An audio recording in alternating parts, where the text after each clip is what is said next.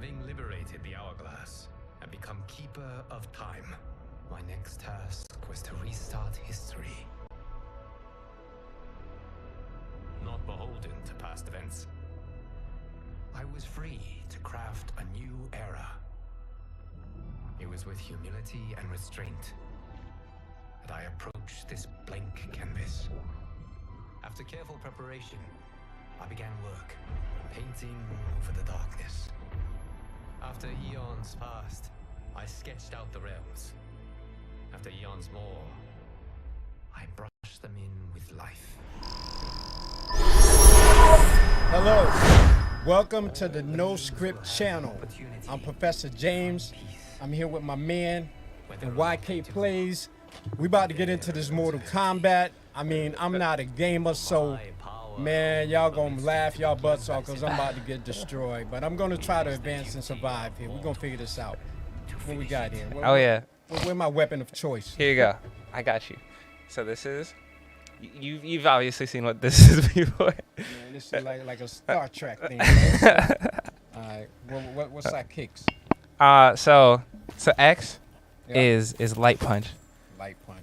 I want to punch hard. And then let's see. Oh yeah, no. Front punch is X. Back punch is Y. Yeah. Front kick is A. Back kick is B. All right. And then throw is LB. I'm going to learn how to punch and kick, and we're about to throw. And block. Block is RT. Yeah. What's the block? The block is important. RT. Yeah. And then Where's the RT at? and then right here. Right here. Right click left. Yeah, listen, man. Hey, listen. So this is just like teaching. You get that white belt. Oh yeah. No. Oh okay. Yeah. So right I click, have the left black belt here. I have the black belt. Okay. Yeah. Absolutely. You professor right now. I have the professor. Oh, you don't even know. You the professor right now. You don't even know, man. All right. Right click, left click. All right. Yeah. Right click only. Right click only. All right. And then every punch move is right here. And then a combination of any of these probably doesn't move. All right. This is the back punch. This is front punch. Front punch. All Yeah. right. What's the B? B is back kick, and then A is front kick. All right. All right.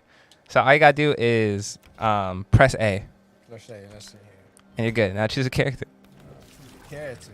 I'm gonna choose this guy. Ain't nobody looking like me. I'm gonna get this guy right here. This guy look like he can fight. Let me take this guy. Kung Lao. Yeah. Oh, you know what? I always go for that guy. I don't know why. I like his hat. I think it's the hat and it's that nice sash he got on his head. Oh, it shows like he earned that belt. Yeah. That's sash. He got red belt. And then when you go, you press A. Press A. All right. Yeah. And then now you gotta choose a person who you fight with. So when you want to use that person, you press this button, RB. It's like an assist. Oh, we got an assist. Yeah. So it's like we jumping people. Yeah, we're jumping people. Tag team. So now when I want, when he wants his guy, what he has to press? You gotta press this button, RB. There we go. The one in front of the RT. This one here. Yeah. Up top. Yeah, right there. When I want that guy to come in. Yeah. So you gonna be sitting in your guys in to jump me off. All right, let me I got Frost. I'm gonna take this guy right here. Sub-Zero? All right. Take Sub. And just for playing 3 games with NYK Plays, Mr. Gatson, you know, if you beat his butt or not beat his butt, you're gonna get like $30 for going to Brio. So there's money on the line. See, there's money on the line. line. You ain't getting it. You ain't getting it. All right. If we had to do that, I'd be broke. All right, you ready? We're gonna see. All right, yeah. Okay. Okay. No clue what just happened. So this guy trying to take these. Froze me. Now he about to bust me up. Hey, cover up, man. Cover up. Which one is the block? RT, the trigger RT. button. The trigger button. Oh my God, yeah. Nick, it's first time, man. Like, wow, no love. Hold on. No love. Teach him. All right, so yeah, you got your X. Shit. You just went in there just beating this man's ass like, Hey, that's like a real fight though. You don't want to know his level skill, right? You're like, fuck your level skill. This is it. Boom. I'm not humble. You're not humble at all. He did come in with a good combination. He had a good. at the beginning. You had a good like jump At the like, beginning, Yeah. he did. You know, I think if he take himself away from the game and see that kick right there was good. Isn't that an axe kick? I think I did karate for like 2 years. 2 years. Yeah, when did we send you to karate? When did we send you to karate? Yeah, Rogi also did karate, didn't you? Oh shoot! It was like karate at the mall kind of thing. What you mean karate at the mall? Like, And I don't think I ever got past my I don't feel like I learned the whole thing. have you? Oh! Have you? Oh! Wait! Oh Wait! shoot! He got sidetracked. Wait! Oh shoot! Wait! Oh! Professor just handed him his sash because he's wearing a I'm sash. hitting my own guy. Yeah. What you mean? Nah. That was like armor. That was like armor. You got oh goddamn!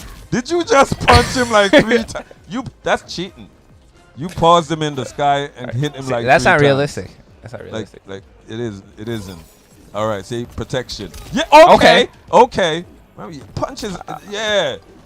Oh! Professor is a kicker. He's a kicker. He likes. No, actually, I'm a puncher. Oh, you are. Yeah, because kicking takes so much energy out of you. A lot of people like that's that taekwondo stuff, man. I'm more jiu-jitsu, hands-on, man. Them hands are faster than your feet. The hands is faster than your eyes.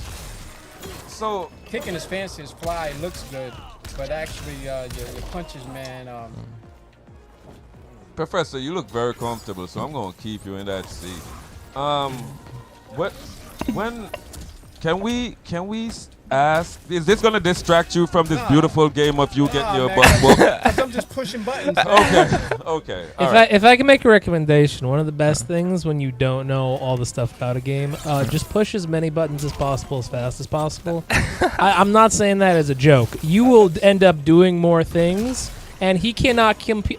He can't compete with every single thing you're doing. He'll still be better than you in general, but you will get hits in if you just hit as many buttons as fast as possible. Yeah, it's a theory called it's a scientific theory called button smashing. You smash every button as fast as you can because you don't know how to play. And I've done it many times when it comes down to fighting games. Fighting games, you button smash. Real life, you stab and run away if you have a weapon. So, Mr. Professor Gadsden. Yes, sir. What started you in martial arts? You know, as a kid, as most kids, you know, you see the movies. I grew up watching Shaw Brothers as a kid, running, jumping, doing flying kung fu kicks after kung fu theater. You know, I grew up in the 70s, and there was no martial arts schools in my neighborhood. You know, we had to travel to the big city. Coming in, I grew up in Clewiston, Florida. All we had is television, you know, outside play, no fancy game rooms, no movie theaters. So when we did see a good movie or something, it was a kung fu movie. You know, that was the day with Mr. Karen and kung fu. It's like, hey man, I want to learn some kung fu, but guess what? There was no movie theaters. There was nothing around that we could learn actually kung fu or karate. And so that kind of passed. As I got older, still was a passion for it. My little brother joined karate, and I went into the military. While I was in the military, he earned his black belt, and he quit. Yeah, that was good. That was all right. You got close. He You got close. You got.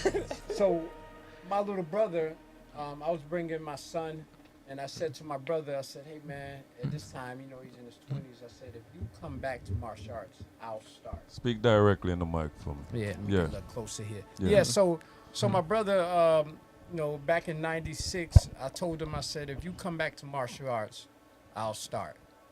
Okay, so your brother is the one that was like the catalyst. Yeah, because I wanted him to get back into it. I was volunteering. I was helping my instructor. You know, Can we reverse a little bit? Yeah, Can we reverse a little bit? You spoke about the military. Can we go into that a little bit? Oh, your experience was, and like from the beginning, and you know. I was in the Marine Corps. It was very challenging at first. You know, the Marine Corps don't like to talk about certain things, but there's a lot of unfairness, the spiritual treatment, a lot of racism in the 80s. You know, I went in the Marine Corps right out of high school. in '87, and I spent 4 years active. Traveled Okinawa, Japan, Guam, California. So during my active time, I served as a supply guy, a warehouseman, embarkation, communication. Most people that join the military, they do multiple what we call militaries, specialties, MOSs. I think I had 5 of them. That time was there was some good times, a lot of bad times, especially once we got. Would to the you point. say it built your character? Absolutely, absolutely. I would say growing up in the South with my grandparents, great grandparents, my parents, it builds your structure. Military, I went from that Southern style of teaching to military into the martial arts, and it kind of laid the foundation of who I am today. Yeah. Yeah. So, okay. So you left the military, you came out, and you were drawn to martial arts from Nah, not right at first. I was still trying to find my way as a young man. there. Okay. Um, Talk trying to- about that a little bit. The military at that time didn't really prepare you for what we would call civilian life. So you get out and you're like, man, I ain't got no job. I'm unemployed. I got to find a job. We got a little bit of government assistance that we can show you how to get a job here, get a job there, but no one's really training you to say, hey, when you get out, you ain't gonna have a job, you ain't gonna have no money other than what you may have saved, and you're gonna be unemployed, so you're gonna have to find a job. They don't prepare you with resumes and nothing like that. Again, that was in the early '90s. It's a lot better now. So as I stepped into that world, I met my wife at the time in California, but I came back without her, and then I had my daughter. And so struggling as a young man with a family, nickel and diamond jobs here, jobs there. And then my son at the time, which was my stepson, introduced him to martial arts at 4 years old. So while I was bringing him to the dojo, I started working with my instructor doing security, and he was like, hey man, you're working with us, you gotta learn how to take guys down and put them in locks. I'm like, yeah, I did that in Japan. And, I trained in Japan. I did Okinawa Kimbo for about 2 classes. How was that? How was that? Man, I remember my instructor. His name was Dargon. I just remember Staff Sergeant Dargon at the time. I actually seen him again years later at Martial Arts Hall of Fame that I'm inducted into. Oh wow. But this guy. You just nonchalantly said that, like, the martial arts that I'm This guy was inducted. holding the kicking bag, man, and almost kicked through the bag. And man, I had about 2 classes. I was like, man, I ain't man. This ain't for me, man. Yeah. All these movements and move this way, move that way. So that was Okinawan Kempo. That was probably 1989, and I'm like, man, I'm all set with this until, obviously, when I got back into the States years later, I kind of went back and I said, we're going to do this again. Yeah. That was 96, and I haven't stopped since. So tell me the meeting between you and your master. Well, his kids, we went to school together, and everybody always known him as, at the time, Master Jones, and Shion Jones, and then Professor Jones, and then Dr. Jones. My instructor is very old school, very, very old school. He's, what would say, your old grandfather that don't take no nonsense. Boy, get over here and rake these leaves. And get over here and clean up, and I'll pay you later. Pay me? You ain't gonna pay me. Ain't gonna pay you shit. But yeah, so, as he introduced me to security again, working here, working there, working for him, I started training with him. And that was in September of '96. We started traveling with the kids, going to competitions. We went to Trinidad a few times, Canada. So I've been all up the coast. So traveling. what is his style? Our style is Joru Jiu-Jitsu. Joru Jiu-Jitsu is a combination of karate, jiu-jitsu, and boxing. Joru Jiu-Jitsu. Karate, jiu-jitsu, and boxing. Ooh. So it's an integration of those three. Yeah, and most martial arts is an integration. The history of martial arts is deep. It goes back centuries. People only know really karate. They say taekwondo or the kung fu, but most of these arts is a combination of all type of martial arts. So you're saying it's better when you kind of integrate a few martial art moves and then make it into your own. Most of the masters have done that. They may have started off in, say, there's different forms of karate. Most people only know karate. Those that are not martial arts practitioners, they just know karate. But with karate, there's different forms of karate. There's Shotokan, there's Kyokushin, all kind of different forms of karate that specialize in certain things. You gotta explain those too, Professor, man. please, Oh, because man. that's the first time I've ever heard. What was the second one? Shurikushin? Kyokushin. He said there's karate and then there's karate. Karate. SpongeBob would probably be able to explain it better. Yeah, that's true. Yeah, That's so- true. so- That's true. We can go back a little bit. So karate was really introduced to mainland Japan in the early 1900s. Master Genshin Fudokachi, he learned from masters from Okinawa. He trained with Okinawa, which used to be called the Ryukyu Islands. We know Okinawa, Japan, but there's hundreds of islands surrounded. So these martial arts masters trained and they developed different forms of karate, which would be your Shotokan, which is very hard, aggressive style of striking that deals with certain movements. And Master Fudokachi traveled to introduce karate to mainland Japan, maybe around, say, 1902. I won't quote the exact date, but I know it's somewhere around there when I did my little research and studying. And he introduced it to the Japanese Council. And karate, as we know, is not really as old as a lot of folks think it is. It's only a little bit more than 100 years old to America. And they introduced it and say, all right, what's this art? This is karate. And, Master Fudokachi introduced it to him in the world, now, karate. Again, there's different styles. Now, when you hear me say Kyokushin is Grandmaster Masoyama. He's the founder of Kyokushin.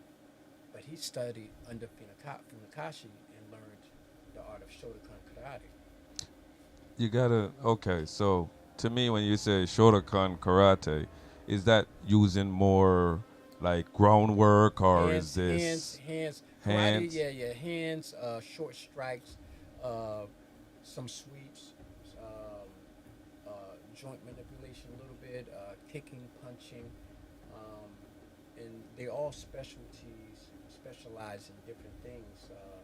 Where, as in Jiu-Jitsu, we're doing breaks, we're doing locks, we're doing throws.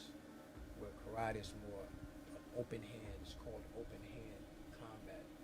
You're using pretty much your hands, and it's very aggressive. So when you hit these guys, you're using that chi, that energy, and you're channeling it to where you're striking. That's why when you see on these TV channels and you see they're making all these noise, breaking bricks and boards, that's that karate right there. So, question for you: Yeah. when you have all these different styles of the same art, like karate, so how different is that compared to when you have a completely different school, right? Like karate and jiu-jitsu are way different. And what is the difference between karate and what was one of the types you were saying? I didn't catch all the names. But Kyokushin? yeah, Kyokushin, right? So like, is that a relatively small difference? Is that like a thing where it's like They're very similar. Very, very similar. Just that Masoyama, he focused a lot on breaking. He's famous. You can look it up. Knocking the horn off a bull. And, Oh, wow. Yeah, he had very hard hands. He would chop your neck off. So he introduced pretty much breaking to the world, Grandmaster Masoyama. Yeah. So his instructor, practitioner of Shotokan, like I said, Genshin Furukachi, and what Masoyama did is he took karate and a little bit of judo and things that he learned and created Kyokushin. So when you see Shotokan and you see Kyokushin, you be like, oh, they look a lot like the same, and they really are. It's father and son, and the son just say, hey, I'm just going to change it up. I'm going to deviate a little bit, and that's the same thing you get with Jiu-Jitsu. A lot of folks only know Brazilian Jiu-Jitsu. We do Japanese Jiu-Jitsu, which is a stand-up self-defense. We don't want to be on the ground. No one wants to be on the ground in combat, but if you happen to be on the ground, that's where the Brazilian Jiu-Jitsu come in. But, you know, I'm a master of my style, which is Joe Jiu-Jitsu, and you say, well, what's the difference between karate and Jiu-Jitsu? Well, when I grab you, I'm breaking you. I'm not just going to hit you and chop you and throw you. I'm going to bend you. I'm going to twist you. I'm going to throw you down, pick you back up, twist you again. And then Jiu-Jitsu will make you pay. So the different forms of martial arts have specialties. So when you think of Judo, you think of what? I think more of like Throws. Right. Yeah. So Judo, Jigoro Kano, Master Kano, founder of Judo. Master Kano said he was a little guy, probably the size of one of these images up here. I think Master Kano stood at like 5'2", very small guy, and he learned sumo, which sambo, which is a form of Japanese wrestling, and he also learned from a jiu-jitsu master. His father didn't want him to learn jiu-jitsu because they didn't think jiu-jitsu was practical. But he was dedicated to wanting to do that, so his father said, all right, if you're going to learn jiu-jitsu, we're going to send you to the best master around. So Kano started learning jiu-jitsu. It's just, I don't want to cut you. I just keep remembering what you're saying. Yeah. But Kano, you keep on saying Kano, and you're playing Mortal Kombat. There is and a one character. and one of the main characters is Kano. Yeah, Master Kano, What- little guy there. Yeah. Was Master Kano the little guy an asshole? Because that Kano is an asshole. He's mean, a big old asshole. Did Master Kano does Kano have like a robot eye? Yeah, he's English too. He's Yeah, English. He he says was- arse a lot. He was a bad man. He was a bad man, and what he did is he combined his wrestling and his jiu-jitsu and created judo. Oh. So when you see a practitioner of jiu-jitsu, you say, that guy look like judo. That looks just like judo. But what Kano did is he took jiu-jitsu and changed up some stuff. Again, he was a small guy and said, I'm gonna make this work for me so I can survive this attack with anyone at any size. I can still be effective. So he took what he learned and he created judo. So this is what I mean by different arts, or really combination of different arts. It makes sense though. It makes sense So, because if you're gonna fight, you're not just gonna use one part of your body. Yeah, so, I meet people all the time, and I'll see people in the gym, and they'll see me with a shirt on, and be like, you do jiu-jitsu, huh? Yeah. And they start talking, and I'm like, no, I don't do that. I do traditional Japanese jiu-jitsu. And they're like, what's that? Like jiu-jitsu. All they know, I know the Gracies, I know about this and about that. I'm like, well. And they was like, yeah, jiu-jitsu. I said, yeah. They'd be like, jiu-jitsu come from judo. I'd be like, what? They'd be like, jiu-jitsu. Yeah, because I used to do a little bit of what you used to do. It comes from judo. And I'm like, who told you that? And this would be a practitioner of a style, and he's telling me something that is totally incorrect because he hasn't done his homework. Right, So right. I'll laugh, and I say, well, who created judo? and most of the time they don't have an answer. They're a practitioner of something, and they don't even know who created it or who's the founder of it. And I said, well, Kano created Judo. And then I'll say, you do know one of his first instructors was a Jiu-Jitsu master, right? So what came from what? So the founder of Judo trained in Jiu-Jitsu, and he took that and made it relevant for him and a smaller man and came up with Judo. Okay. So your throws and your locks and your wrestling and your grappling and all of that, that's why Judo and Jiu-Jitsu look so similar. Certain martial arts won't work for certain people. Nah, man. It's just like... That's what Kano was saying. Every car ain't made for everybody. Exactly. Man. That's the truth about it. Yeah. Can I? Okay. There was a thing going on in China where this guy was going around and he was contesting Chinese martial arts, and he was using MMA type styles, which MMA fighting is mixed martial arts, right? Yeah. He was using it to decimate dudes that were doing like Tai Chi and certain like Wing Chun. Is it Wing Chun? Yeah, Wing Chun. Yeah, that was Bruce Lee's. Wing Chun is a Chinese martial arts, very popular. They usually recruit their kids from 4 or 5, keep them for years. Wow. They become some of the best martial artists out there in the world. Wushu, Wing Chun, martial artists, yeah. So those martial arts does work. Everything works. It's a matter of like this. I know how to work this joystick, but this guy's a professor. Everything works, but everything don't work for everybody. Are you a tall, lean man with a build, or are you a short, stubby man with short legs and arms? You ain't gonna be doing Taekwondo. How many short, stubby guys you see doing Taekwondo? Not a lot. Yeah, you ain't. Usually they're slim, long, like your son here. You're more of a He'd be Taekwondo perfect. practitioner. Kicks. Oh yeah. Yeah. He long- has the long reach. yeah. I wanted to ask about that because a question I was building up to Yeah. is like I was wondering why there's so many styles, because you would figure by now if there was like one that was like better or one that was more practical, like we would have figured it out. How many pair of sneakers you got? Yeah. Well, that's a bad question. I mean, I don't. I know how many pairs I got. I know how many pairs I wear, which is one. I don't think you can ask. So But I get where you're coming from. I got Yeah. plenty of pairs of clothes. I don't Yeah. wear the same thing every day. I mean, yeah, it's fine. You can put it on yeah, top. I mean, yeah. so what happened? I mean, we go way back, and you'll have these practitioners of their arts, and they're like secluded way in the mountains and the hills, and they're training, and someone will train with them for many years, and then they'll go on and they'll move somewhere else, and someone else is training and doing something similar but different, and this is where we get all these different styles from.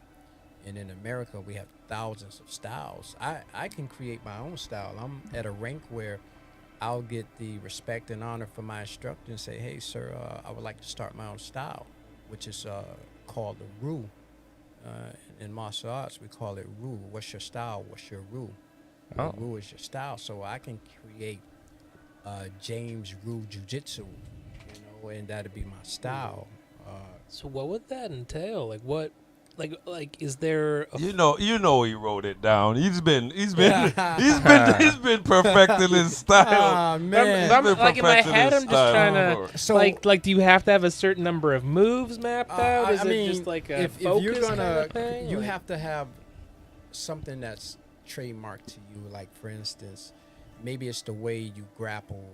Maybe it's the way you do weapons. So you would have like your weapons or your open hand kata, what we call it, where you see these guys and they're doing certain moves on the mountain and they're moving and they're blocking. That's their kata form that we call it. And so you'll create your own katas with that. You'll create your own weapon kata, and then your fighting style, you may specialize in certain things. So you combine that all together and you have your own rule. Oh. Yeah. So I'm at a rank of 8th Dan. That's why they call me professor. I'm an 8th degree black belt in Jodo Jiu-Jitsu. So combination of karate, jiu-jitsu, and boxing, as we said earlier. And my instructor He trained for many years. He was a Golden Gloves fighter. He learned boxing in Hartford, the old Johnny Dukes and Desi Clara, the Hartford Boxing Club in Bellevue Square. Okay. So my instructor learned boxing from there. So he took that, and then he learned karate from Grandmaster Preston Carter out of New Jersey. Grandmaster Preston Carter was the cousin of Reuben Hurricane Carter. You guys may have seen the movie. Yeah, yeah, he was in prison, He was right? he was a boxer, right? Yeah, So yeah, he was they in were prison. cousins, and so Grandmaster Preston Carter, my instructor, learned karate from him. Grandmaster Preston Carter learned karate from Masoyama. Yeah, and so then we say Jiu-Jitsu. Jiu-Jitsu, my instructor learned Jiu-Jitsu from Grandmaster Moses Powell. Sanuka's Rule Jiu-Jitsu. Moses Powell learned Jiu-Jitsu from Professor Visitations, which is a Filipino martial artist that stood about 4 feet 8. Oh. So you get that combination and you get a deadly mix. So there's no perfection of just one style. It's a combination of things that we train for many years. You saw the John Wick movies, did you? Yeah. What kind of, because he seems like he throws a lot and he goes, he for a tall guy, you would think it would be taekwondo, he would be man, kicking dudes in the face, you know what I mean? He did some, he did a lot of training behind the scene, a little Aikido, Steven Seagal, Aikido, a little Jiu-Jitsu, karate. He had a combination of a few trainers that prepared him for that role. But why such a length? Because it always seemed awkward to me when he was doing his throws and doing his things. For such a tall man to be doing those moves, I feel like he shouldn't be on the ground so much. Yeah, he did a lot of judo jiu-jitsu throws. Right. You see the over the hand, the flip. I love flipping a guy, man. It's not like flipping a guy because when that guy's up in the air, he has no clue where he's at until he lands, and then he knows where he's at. Okay, can I? All right. In what move would you be able to flip a guy?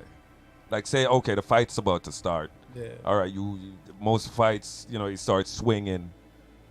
At what point would you be able to get in there to do a throw? I mean, it all depends on when do that time machine opens that hole to where you sneak in and that guy gets a little too close and tries to grab you. Now he's giving himself up and you done grabbed his arm, his shoulder, his waistline, and it's a quick move. It's nothing that takes no more than a tenth of a second because it's gonna happen fast, especially if he's trying to get close enough to grab you where most guys can't box. They're trying to grab you, especially if they're bigger than you, and then now you're using force against force. You're trying to get them off balance. You know foot placement. You know where to grab them at. Where that person, if they're not a practitioner, they don't know. So at any point in that combative situation, once you get close, that guy swings. You move in, you block, you grab him, bam. It's going to happen that fast. Can I ask you, do you think of yourself as a violent person? Nah, man, I'm a peaceful man. I'm peaceful. Stoic. Man. Listen, yeah, that's where I want to go. The martial arts, if you're a true practitioner, it teaches you humbleness. I want to talk before anything. I mean, we all have our buttons, we all have our trigger points, but I mean, if you being combative with me, you're trying to hurt me, man, and hurt can lead to death, man. I'm not trying to die because you stepped on my sneakers or you bumped me in a crowded restaurant, man. My instructor, again, old school, no talking back, be still, be quiet, do as I say, not as I do. Yes, sir, no, sir, yes, sir. And you learn humbleness, humility. I'm a man. Me and my instructor bump heads, man, more than you put on socks, man. Like, man, listen, I've probably been a grandmaster by now. We bumped heads because, I was a young guy. Again, my father was down in Florida and I really knew my father. So I was a young man, family man. I'm a man. You can tell me what. I'm a man. You've been doing you for a very long time, right? So here's a guy, he has set in his ways and he is set in his ways, man. That ain't gonna change. And, you're a young man and I'm a man. Nah, they ain't working with Dr. Jones. gonna sit you down. Let me tell you a funny story, and it's a short story. All right. So I got my brown belt in 1998. I got my brown belt, right? He said, I'm gonna have you teach over here at this location. I said, yes, sir. Teach, I'm gonna watch you. All right, so I'm teaching. And I had the nerve to call up one of my buddies and say, hey man, how much should I be making? He said, yo, man, how many kids you got? I said, yeah, you should be making this much. I said, all right. I go sit down with Dr. Jones. How's it going over at the school? It's going good, sir. I just want to talk to you about how much I'm getting paid. Oh, I seen his face. I said, yeah, I think I should be getting paid this much. He said, sat back in his chair, folded his hands like this. He said, you're a good fighter. How I know you can teach? I like, Dad, did everybody just leave the room because it got quiet on me? So when he said that, I think I shrunk in my chair. Like, he's like, you're a good fighter, but how I know you can teach? I said, yes, sir. I got up, and if I was a dog, my tail would have been between my legs. I put my head down, I walked away, and 2 weeks later, he had somebody else teaching. Oh, yeah, wow. Of course. Yeah. Of course. Humbleness. The violence will lead to serious damage for you, somebody else. And guess what? If I break a guy up and he come back, he not going to fight me because he already know what's going to happen. So he looking to do something else, man. I got a family, man. So I'm trying to talk. Oh, you stepped on my, hey, man, my bad, man. I'm sorry. Listen, one thing that we teach our kids is humbleness and humility. And we do different skits in class. We talk about different things. And I say, I use home. You come in the house, you know you're supposed to do them dishes before your mom or your dad get home. And you don't do them dishes. You know, my parents call me Tyrone, right? Say, Tyrone, get down here.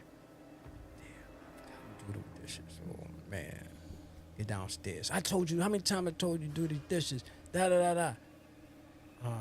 I'm sorry, Ma. I got so caught up in my work. I apologize. I get on them right now. It won't happen again. At that point, do you think she stays where she is or she comes down? She comes down. Absolutely. And that's the same thing we do in the streets. Somebody have that interaction with you, and the conversation start to go, hey, man, listen, man. I don't want to apologize, man. I'm just trying to get from here to there, man. My apologies. You haven't given them no oxygen for that fire to be mad. Somebody step on your shoes. Ah, man. Now, see, how you respond to me and how I respond to you is going to dictate the rest of our conversation. So if somebody steps on my $400 J's and I'm like, and they give me that look, I'm like, dang, man, that's all right. It's cool, though. It's all good, man. That's it. But if I challenge the fact that stepped on my sneakers in a crowded spot, what am I setting myself up for? Most likely, he probably can't fight, so he's going to try to hurt me with something else besides his fist. And if he is a fighter, now I got to try to fight this dude that's probably young and strong, probably look like my guy right here, how he did me on this game right here. I don't want to be fighting my whole life, man. I'll be 55 next year. What I look like Congrats, trying to fight, man. Congrats, Right? congrats. 55? You look great. You look Yeah, good. 55, Yeah. man. I appreciate that. I do my best to drink that life water. Nah, You look better than me now. I mean, I try to balance diet with. I drink a lot of water, as I told my man here. Yeah. I was like, what you drink, man? I got Yeah. everything on my bar. Yeah, I've never drunk. I've never smoked. My dude said, Yeah. yeah. I work out 2-3 times a week, sometimes more, sometimes less. I hate him. Not. That's good. That is good. We That is good. don't eat fried food at the house. If we go out, we eat something. Wow. My wife don't fry anything at the house. She's We limited fry to- everything, Yeah, man. even the plate. Some of us we get that hair fried. Oh my God! Yeah, man, No, so- I got two air fryers. yeah, so- I think the other has what? Yeah. A big old one. Yeah, but like an air fryer, like there's no oil there. That one's fine. That's, Yeah, as Yeah, I got she- but older, she man, ain't I doing changed much up of my that. diet. Yeah, I changed up my diet as I got older. I stopped eating beef. My wife had difficulties digesting beef, so she don't eat beef, so I stopped eating beef. Okay. I stopped eating pork. In the military, I had a roommate that was Muslim, Yeah. and this cat stayed on me, man. I tried to stop eating the swine, man, for a week. A week went to a month. Yeah. A month lasted to a year. 24 years later. Yeah. You know what I mean? So I gave up pork too, but I Yeah. can't give up bacon. So you know, chicken, fish, mostly a little bit of that yard bird, man. You know, Okay. chickens ain't the best for us either, but you know, but I try to minimize all the bad stuff. out Chicken? there, man. No, I love some chicken, man. Oh, I'm from okay. the South, man. Oh, okay. It's hard to give up chicken. can't I give up heard chicken. chicken was like pretty good as far as like health wise. Yeah, Yeah, good, yeah. But it depends what you do. protein. with white it. meat, Good the bacon. white meat. Good protein. Yeah, Yeah, yeah. I for love- bacon, it's good. Love me some chicken. But I like chickens. Yeah. Yeah. Like I like I like chickens. I like Oh, as pets. yeah, I like As chickens. man. pets. Oh, oh. Listen, one of my instructors that you know, he's one of my students. He's a master. He has a bunch of chickens, Okay. and he does stuff with the nature. He build vegetable farms. This is come farm with me, Master Travis. I grew up on a farm in Yeah. Jamaica. My dad had a cattle farm, so we had like goats, chickens, pig. And that's why you're vegetarian, right? Nah. That's why I eat everything. My dude, I'm telling you, I've never changed. I remember, okay, Sunday dinner. When Sunday dinner was ready, my mom would say, Al, go take a chicken out of the coop. And I'd go, because I know it's Sunday dinner. Bring that neck. I'm going to find the one that I know is going to have the most meat. Grab that bugger, and usually it's not the ring of the neck. It's the fun part is grabbing the neck, putting it on the block where we usually chop God. it off, and then we just have the machete, chop that head off. The fun part was watching it just, it would be Yeah. alive for like, you know, Yeah, it'd like be what, alive for about 30 30 seconds? seconds, 30 seconds, Yeah, yeah. for like 30 I seconds watched just that watching it. many days, man. My great grandmother. South course. Yeah. She killed my favorite chicken one night. Oh, geez. Because I went looking for him, and I hope was you a- didn't. He was the only one that had great feet. And, Oh. and I didn't see him, and we had chicken at night, and I didn't eat. But my guy, Master Travis, he bought me a dozen eggs a couple weeks ago.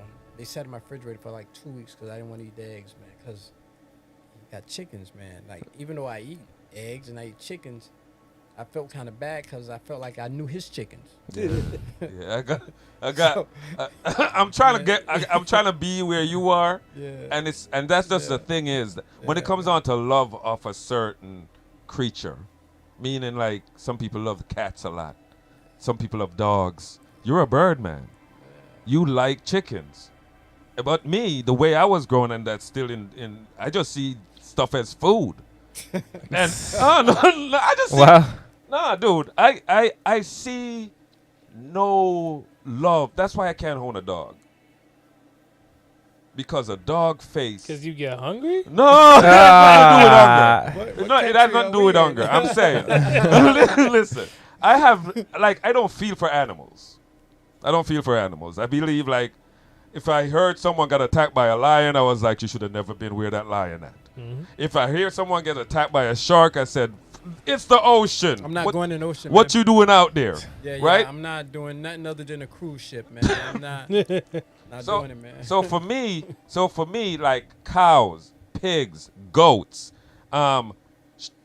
sheep, lamb chops. Mwah. See, to me, everything is food. You know, even duck. I've had duck gizzard. I'm just the type of guy that says we don't eat certain things because of the world's circumstances. Yeah. Our circumstances, we're good. We're okay. Nothing's going on. You're able to eat what you want. If you don't want to eat meat, you don't eat meat. But when shit hits the fan and when your circumstances change, then you know your diet is going to change. That's why I said poor people don't have time for allergies. Right. Yeah. You know what I mean? Yeah, So man. so that is cool. That is one of your. So when it's your birthday or anything, I'm gonna get you a nice fowl, a beautiful fowl, and then when the fowl is like nice and fat, I'm gonna sneak in your yard. Okay, so all right. This is what I wanted to ask you. So you have mastered your martial arts. I'm gonna pick three fictional fighters, and you tell me which one you think you could go like toe to toe and beat his ass. I know Bruce Lee is a fighter in real life. I was gonna say, like, are Hold you on, aware? Hold on. But we got to pick the movie though. Okay. Bruce Lee in Enter the Dragon. That's number one, right? I don't know if you ever seen this one. It's Jet Li with his son.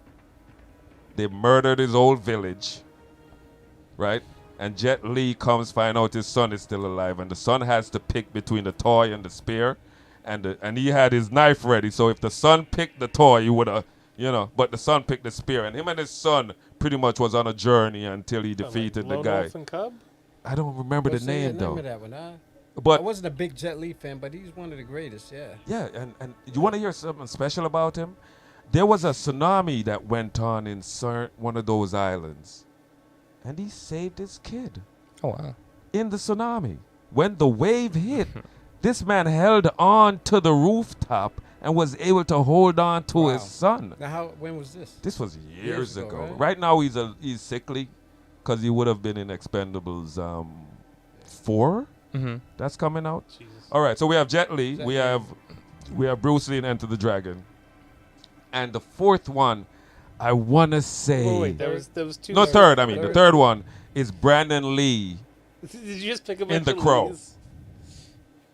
I Brandon Lee think- was one of my favorite fighter and actor. I'm just picking the ones that I Man. know. Uh, And if you remember Brandon Lee in The Crow, and Brandon Lee even starred with oh my God, big tall white guy that was in Expendables also. Very smart, action guy. Didn't watch Expendables. You are no good. Go home. What was that? What about Is it Jason? No, the big tall blonde white guy, older white guy. He came in. You remember the movie Oh, I Come in Yeah, Peace? I can't remember his. Remember? It was on the tip of my tongue. Don't think Was about it it. the guy It'll from come back. Rocky? Okay. Rocky 4? Yes, he was in Right. Rocky 4. Dolph Dolph Dolph Lundgren. Lundgren. Yeah, that Dolph guy's, Lundgren. that guy's huge. That He guy's is like- huge. He's a He is. massive man. Yes, and also very intelligent. IQ of like 140 Wait, or action? some shit. Yeah, Yeah, very apparently. smart. Does astrophysics or some Mix shit. those numbers around, you're probably my IQ. Okay, so we have Bruce Lee, we have Jet Li, and Brandon we Lee. have Brandon Lee. And when Brandon Lee in his prime, Brandon Lee, and he's a kicker too. Brandon Lee's a kicker. I wouldn't want to be a part of any one of those three dudes trying to outmaneuver, outwit. Those dudes was incredible. Too fast. I mean, sometime we gotta look in that mirror and be like, "Yo, listen, you getting old, man," or you not as good as that person. You know what I'm saying? Mhm. You're talking about Brandon Lee is the present day version. He's Yeah, I remember him. He was of friggin' of a magnificent. Bruce Lee. He was magnificent, Bruce Lee was decades ahead of his time. very much. MMA type styles of fighting before it became. Bruce Lee mastered Wing Chun. He mastered Kung Fu. He mastered karate. He mastered Sumbo, Jiu-Jitsu, Judo. What? So we won't recognize him as one of the greatest because he was too small. That guy was a genius at martial arts. It was way ahead of his time.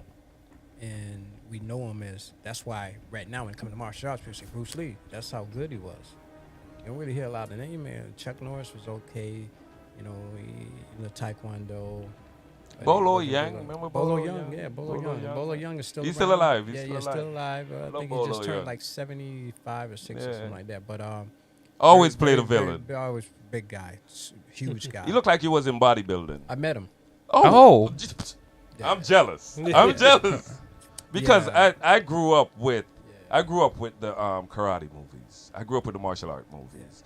And Bolo Young, I remember that when you see him, you know he's always like, oh, you know? No, for real, he's always like hitting his chest, always like ready, always very and when he gets in most martial arts movies, when they get bloodied, it's always like, okay, I'm ready for you now, because guess what? I'm about to taste my own blood. Bolo break backs, big guy, Yeah, man. oh my God, dude. Yeah, so those 3 guys you talked about, Jet Li, Brandon Lee. Wing Chun, Wushu, Jet Li, the reason he's so good, the master of almost every weapon, very quick, fast, knowledgeable, man. I saw him Incredible. use a spear in the movie that I wish I could remember the name of the movie, but he's very tactical when it came on to the spear and how to use Yeah, it. spear, broadsword, every weapon of choice. He's been a part of that Wushu martial arts team.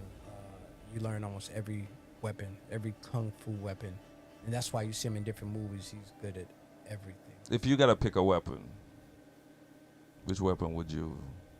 Katana, samurai. Huh. I would pick a gun personally. A martial arts weapon, yeah. That's why you didn't see guns because they don't mess with them guns over there in Asia, China, Japan. It's a big crime. The regulation is very tight. Yeah, so katana, if it was my weapon of choice, martial arts weapon would be the sword, man. Cut some stuff up, man. We do have one.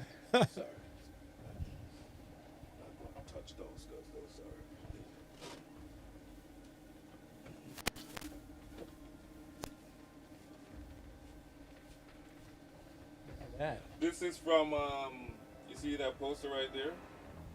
Rengoku. It's from Demon Slayer. So it's a anime, but I got the real one, right? So something similar to this, right?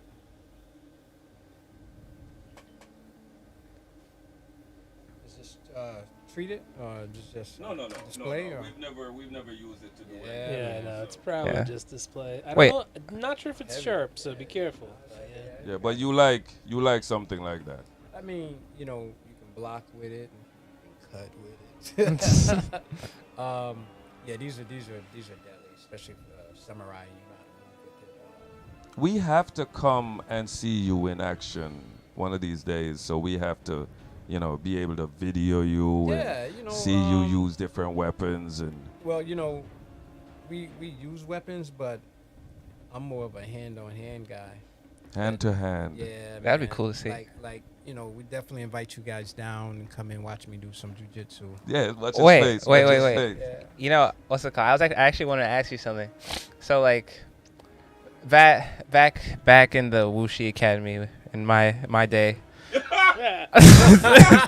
I made it to highlighted blue belt in karate / jiu-jitsu.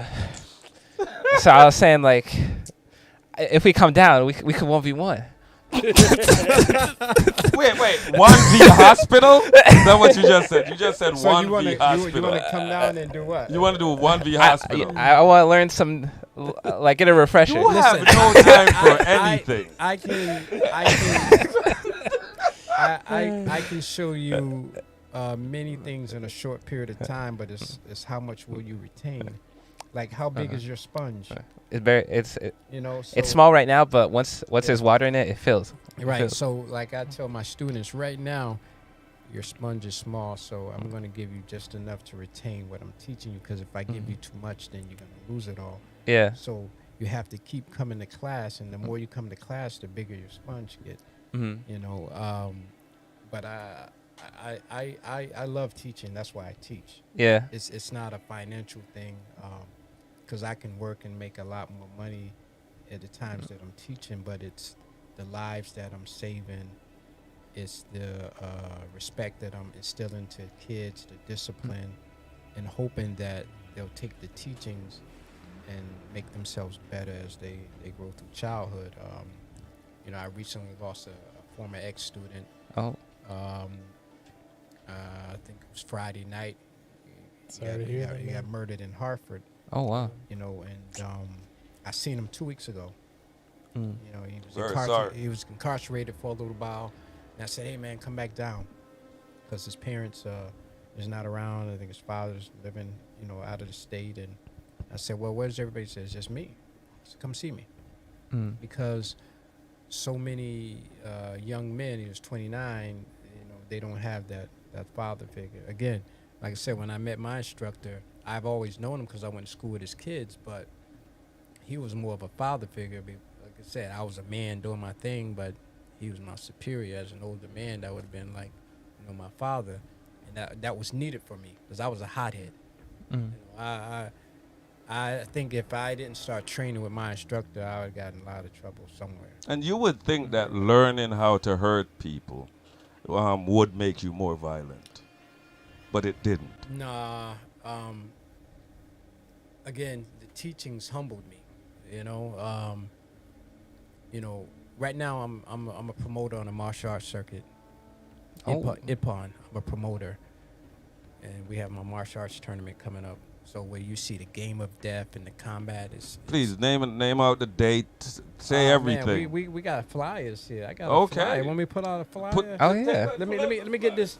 I bought a couple things for you. Oh nice. Yeah. So let me get this bag. So So you taking side bets? So first, now I had this in my basement. I went down in my box and it's brand new. It might have a little bit of the basement on it, but listen, what do you say? It was an XL, right? Listen. I don't. Check that out. Check that out right there. Oh wow. All right. Make sure you get that on the camera. And Yeah, here we that go. We one. got to give you. It's getting cold out, so we got to get you the Scully. All right. Scully. All right. Somebody got a Scully. And so I'm gonna show the flyer real quick. So I don't know what you want me to show which way. You could put it. Yeah, up there. The camera's up there. Show it right there. Give me one. Yeah. We got a couple of them up here. Yeah, see that? Yeah. I got you. So my tournament is called the Survival of the Fittest. Is that clear, Nick? Yeah. Oh yeah, that's better. So I think I have a in fact, I know. I think. Hold on, wait a minute. Oh, here it is, right here. Oh, see, So I we got got your Survival of the Fittest. So this Oh, is wow. this year's T-shirts. Okay, you got the T-shirt. Yeah. Bring back my hoodie. And we got I can a, actually use a Oh, yeah. hat. see. I didn't know it was three of y'all here, but Wait, we got all kind of Jgsoma merch. Ooh. There you go, right there. No, but I didn't All right, have give me the a. T-shirt. I didn't have a hat. Oh, I you want don't have a the hat? Then you Yeah, should I have have like a Yeah. really thick hat. I don't Oh, have that's a perfect. light hat. Okay, This I'm is keeping ideal. it. So yeah, I'm a promoter on the Ippon circuit. Ippon, independent practitioners, promoters of New England. We have 11 tournaments on the circuit. Throughout the year, we travel to different competitions, and my students compete against children all over New England, adults all over New England. And my tournament's coming up in next Saturday, actually, less than 2 weeks now. I have one of the biggest tournaments on the circuit, one of the most diverse tournaments on the circuit. I got competitors coming as far south that I know of. I got people flying in from Florida Oh wow. and Philly, New Jersey, New York, and every state in New England. I'll be at my event October the 7th. You guys come, obviously. You come in, and I'll make sure that there's no admission charge for you to view Oh wow. Our event. cheap because it got fur in it inside. Oh, yeah. Yeah. So, but yeah, that's the Jgsoma merch right there. That's one of my favorite shirts right there. That design. Yeah. So you see me on the flyer cheesing. It's my 2019, 20. So this is my 4th open tournament. I did a virtual tournament during COVID. We'll bring in about 350 to 400 competitors, a couple hundred spectators next Saturday, and we all styles. Every style is well. That's why it's called an open martial arts tournament. When is it? October 7th. Next Saturday, East Hartford High School. Survival of the Fittest 2023. But Yeah. but your kid's gonna win though, right? Man, listen. Like everyone's invited, but Listen. your guy's gonna win, we right? have some great kids. I got some of them on that flyer. We have some very talented kids. And I'm gonna put down some money on these games, so your kid's Hey. gonna win though. hey, I I'm can't joking, say I'm that joking. every kid's gonna win, but I will say that every kid will go out and work their hardest. Oh yeah. You know, it's not a life or death thing. It's just a game. It's just a sport. And like I always tell my students, I don't care where you place. Tell me the effort that you put in that day. And if your effort is great, your placement means that I don't care about that. If your effort is poor and you place first, that's what I care about. That I don't care about that first place, because you had a poor effort, and we're not going to always place first. So training, I officially retired last year. Oh. I went undefeated for the year. I was what we call a double crown champion, first place in forms, Dang. first place in fighting for the year. I won multiple grand championships last year, and I did that because the kids had never seen me compete. Mm. And I kind of retired when I opened up my school in 2004. And so basically I came off a 7-year layoff and went out and competed against some of the New England's best and placed first for the year. Mm-hmm. And I wanted my kids to see me compete. They would hear the old guy talk about this. They would hear other people talk about my You need to stop accomplishments. using that word. That's that's a bad word. That's how they look at it as That's an a old bad guy. word. So what I did is I bought a couple of things for you guys to see. A couple of my accomplishments. There's Oh yes, please. I please. didn't bring any trophies, but Yes. the kids like these things right here. Hold it so I can take a picture. I'll start off with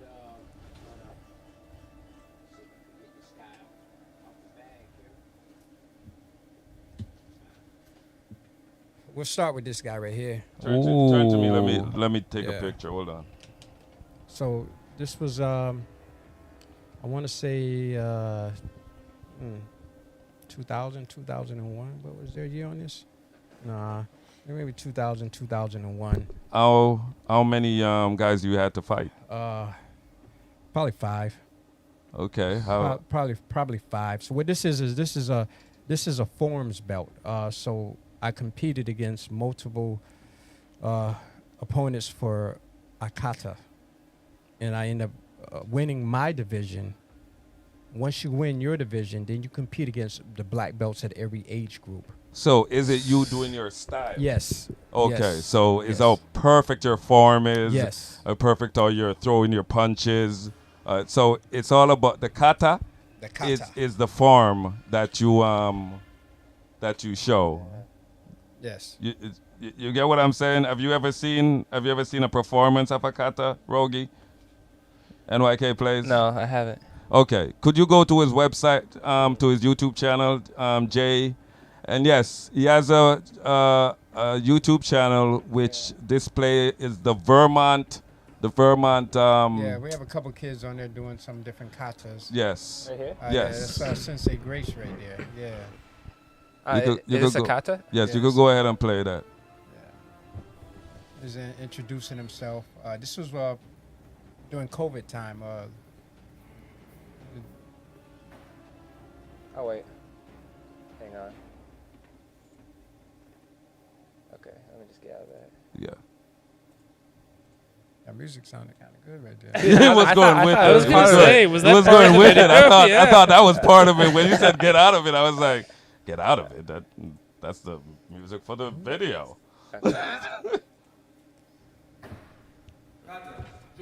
Kata Joe named after our instructor system. So you see him displaying imaginary opponents, blocking, striking, movement.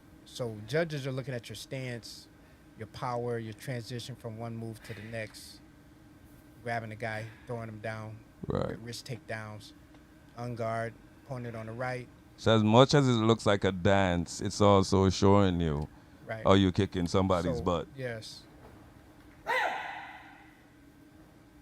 One of my favorite katas. You have that one memorized. Yeah, because I got to teach it, so I better know that kata. Yes, you do. 'Cause Yes, I'm you do. teaching it to the Yes, guys. you are. Can't just Yeah. take out no cards during the class. Yeah. So- Like, hold up, let me look at my cards again. When your sensei had told you, when he was like, you should be getting more money and he replaced you, what drew you into becoming a better teacher? That conversation. Hey, listen. I wanted to stop training probably 3 times. In my 30 years of training, there was 3 times. That wasn't one of them. But it was one. There was a time before that, time after that, and I just shut my mouth and continued to train. And that conversation really set home with me. You know, I'm listening to somebody else telling my instructor what I'm supposed to be doing and how I'm supposed to be getting paid. Right. And like I said, he set up, crossed his fingers. I never forget that, man. Like, you know, the conversation of you're a good fighter, but how I know you can teach. Man, that's deep. Yeah, that's I was true. like, man, that's deep. Yeah, So, you could fight somebody, but could yeah. you teach Can somebody? you instruct somebody how to Right. be a great fighter? Right. So that's why the passion of teaching, and I love teaching because I can take your kids, and make them great. You know why I know I can make them great? Because I've been great at what I've done. See, if you're a great gamer, you can teach a person how to be a great gamer. But if you was never a great gamer, how can you teach someone how to be a great gamer? Right, that's true. That is true. I'm a good coach. What makes you a good coach? Because you played the game or you Right. just understand the game. So The difference between sitting in a classroom Yeah. and learning about it and doing the practical thing of it. see, in sports karate is points. This is not Mortal Kombat. You get to go home after competition. Yes. There's no, we try to prevent injuries with rules. It's not MMA. There's no beating the guy till the ref jumps in because his eyeballs popping out. Right. It's not meant for anyone to get hurt, but it's karate. It's a contact sport. Someone sometimes do get hurt, unfortunately. It's definitely a contact sport. Yeah, oh man. So that one was beautiful. I like So this one here is it looks smaller than the rest. because it's Yeah. it's a kata one. So Okay. katas don't get the love of a fighting championship. Okay. Kata It's very pretty. I like it. don't get the love of this guy. Oh! See, that's why you have it upside down. Please turn it. Let's turn it. Yes, yes. Now that. Yeah. Well, let me. So, yeah. So how many people did you have to kill to get this? Hopefully no one died. I would never know what happened when they got home. I don't know if I hit them with the poison punch. That is beautiful. I love the crown, and I'm a dude that's into Yeah. eagles. I like eagles. Grand champion. 4th opening Save the Children National Karate Championship. So Tell me about this big one. I love it. so- It's beautiful. So this is Oh, yeah. all right. Oh, wow. All right, so That's this is nice. a fighting championship. Again, I'll compete in my prospective division at the time. 30 to 39 black belts, right? That's the age group. Not that many. Jeez, that'd be a lot of I guys. say you be 40 guys. That's for what that? that's what they call. That was like 40 guys? That's a Kyokushin Kumite where sometimes guys will fight 40 straight guys for you'll fight each guy for 1 minute. Oh. 40 straight guys. Jesus. Masoyama, that's what he does. So this is a grand championship. So what happened is I competed in my age group. Right. I bested those 2 or 3 guys. Now I wait for the winner of the 18 to 29, the winner of the 40 to 49, the winner of the 50 59. Then we compete for the grand championship. So that means you're gonna fight some young So, boys, but Yes.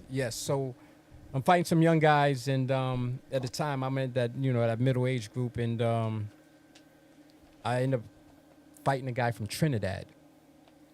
I won this, beat a guy from Trinidad, black belt grand championship. I broke my toe and had a black eye after this fight. what? Yeah, my toe still looks kind of jacked up. But What happened?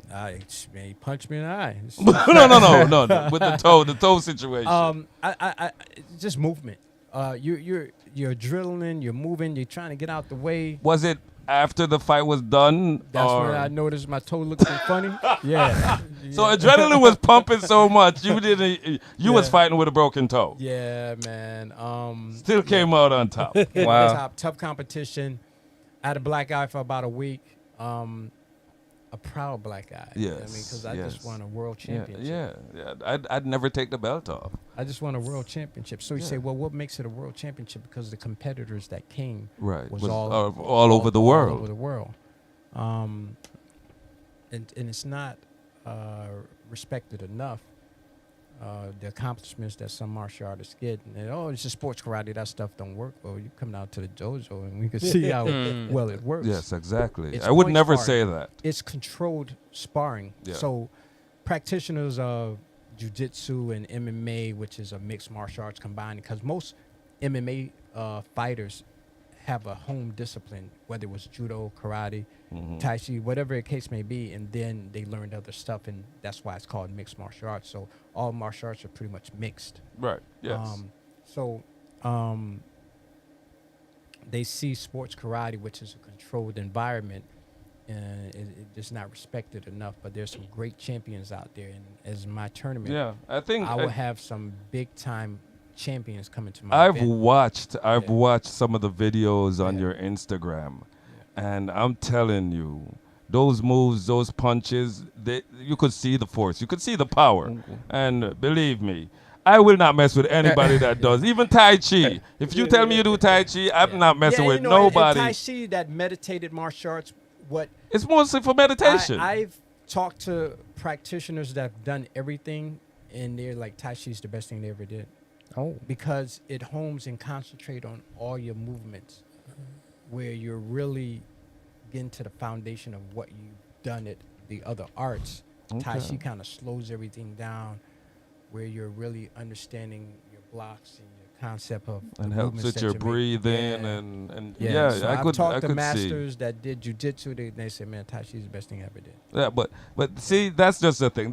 We know it's good for meditation and it's good for your movement. That's why I thought it was so unfair when that mixed martial art guy fought the dude that was doing Tai Chi. Man, My dude was trying to do this while my guy went pop pop Yeah, pop because pop. most of the practitioners you see, they're not into the art to fight. Right, it's not And, supposed to. Yeah, and you'll see people's like, oh, my guy did this, so he's better than every style. You didn't fight the best of every style. You may have fought people from various styles, but they wasn't the best. Right, of at course not. Whatever style they were training in, and they went up against you and you beat them, they'll make your style the best. So I hear people say, oh, this art is the best. There's no best.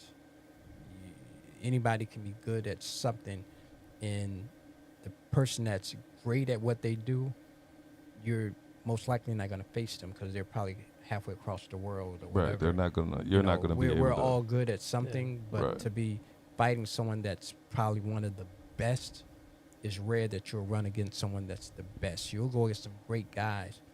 Best is what do you say is used too much. The best.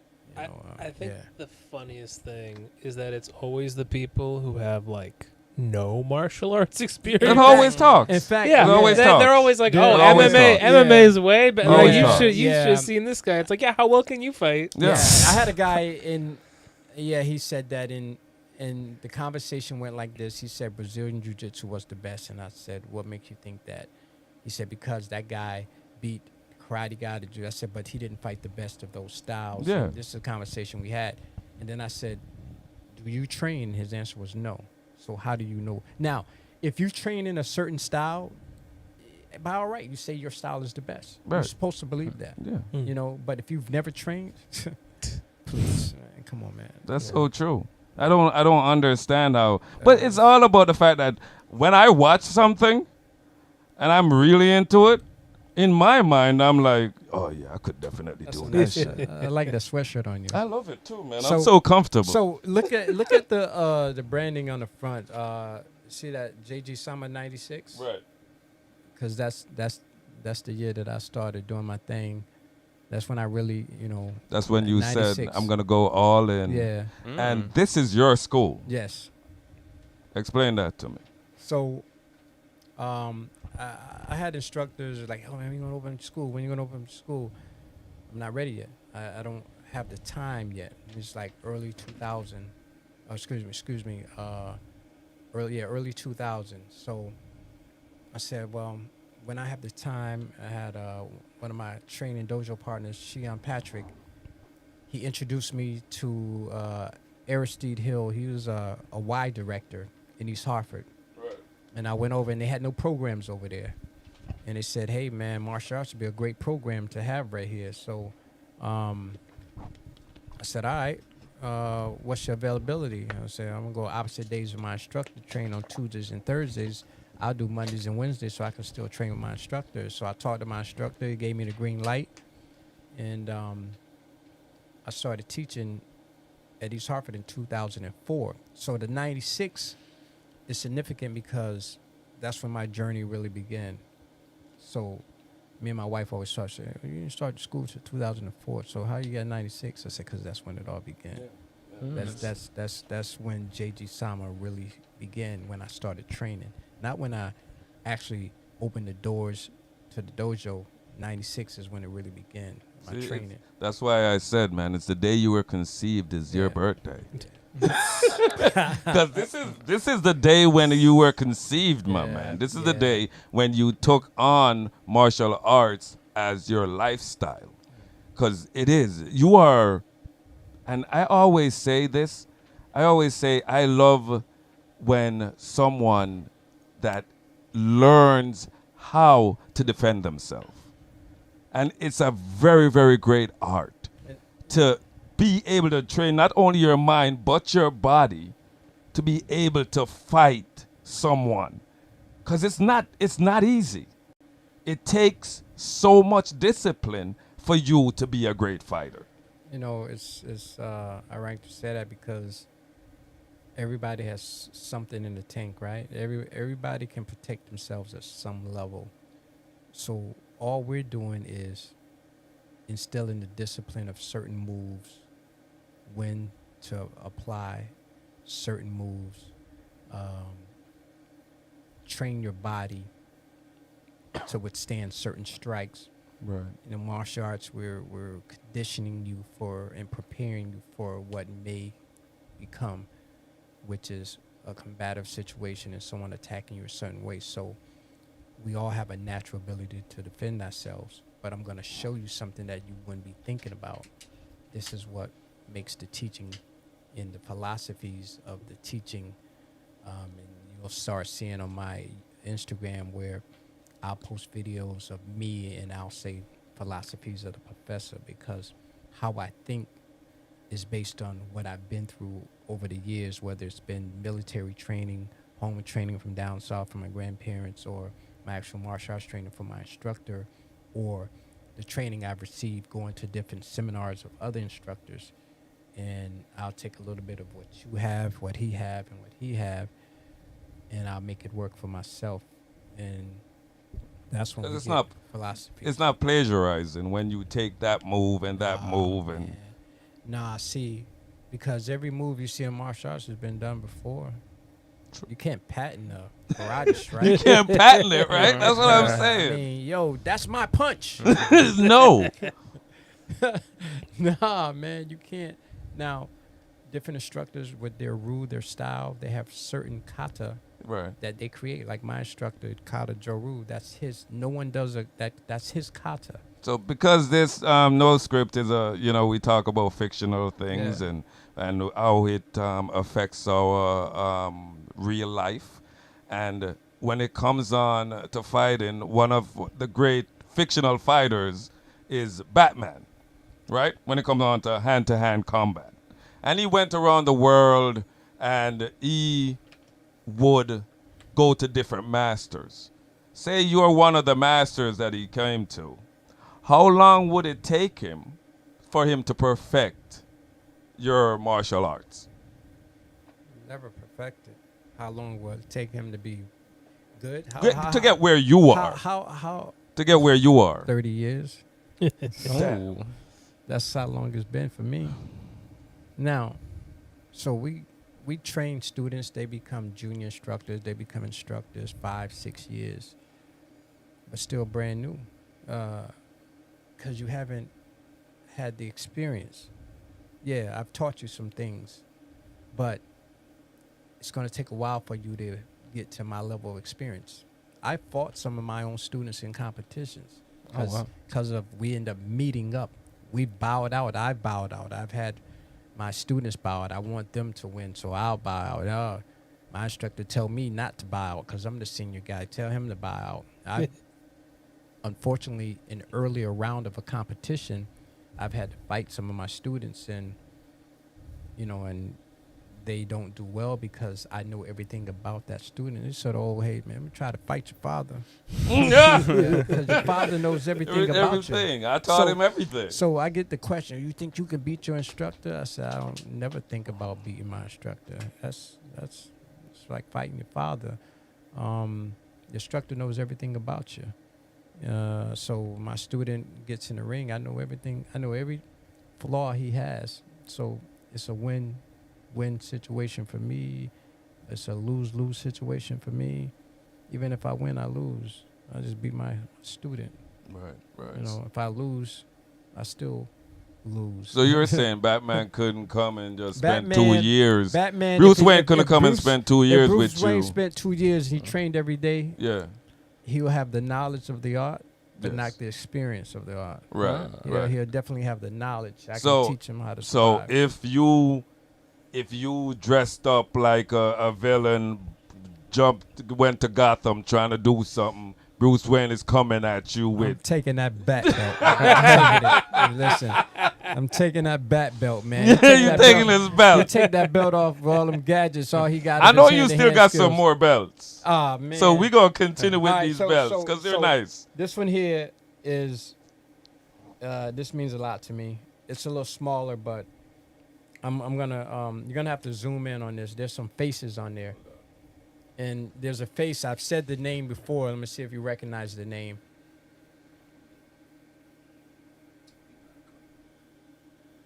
Professor Christopher French.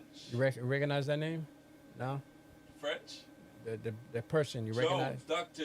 Joe Jones. Yeah, who that? Isn't that your instructor? That's your Yeah, instructor. yeah. And then we have Mm. Grandmaster Robert Dickerson. Yes.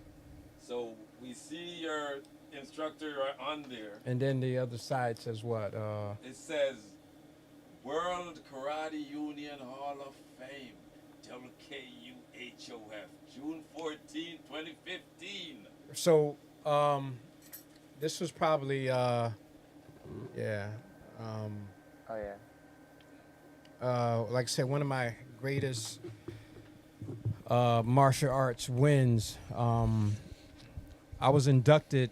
I've been inducted to the Hall of Fame 6 different times. I've been inducted to the World Karate Union Hall of Fame 3 times. The Action Magazine, which is one of the biggest in the country, it's out of Atlantic City.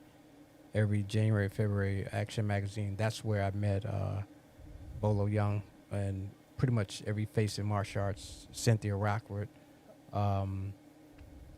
We know Michael Jai White. He's from the New Haven, Stanford area. Yeah, I wanted to ask you Yeah, about he him. was but there, let's- very, very We're gonna come back to yeah, that. very good martial artist. But at the Action Magazine, you see the who's who of martial arts there. Pastoral Christian Martial Arts Hall of Fame, World of Karate Union Hall of Fame, and this here I fought and I won the championship. And my instructor, his face is embossed on this belt. That's why this belt means so much to me.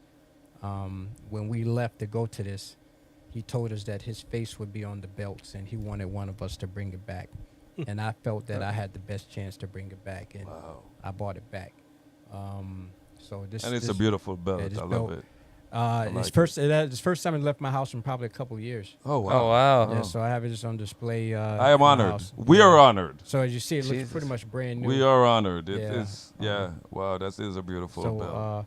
I've won multiple grand championships. Last year I won 5 of them.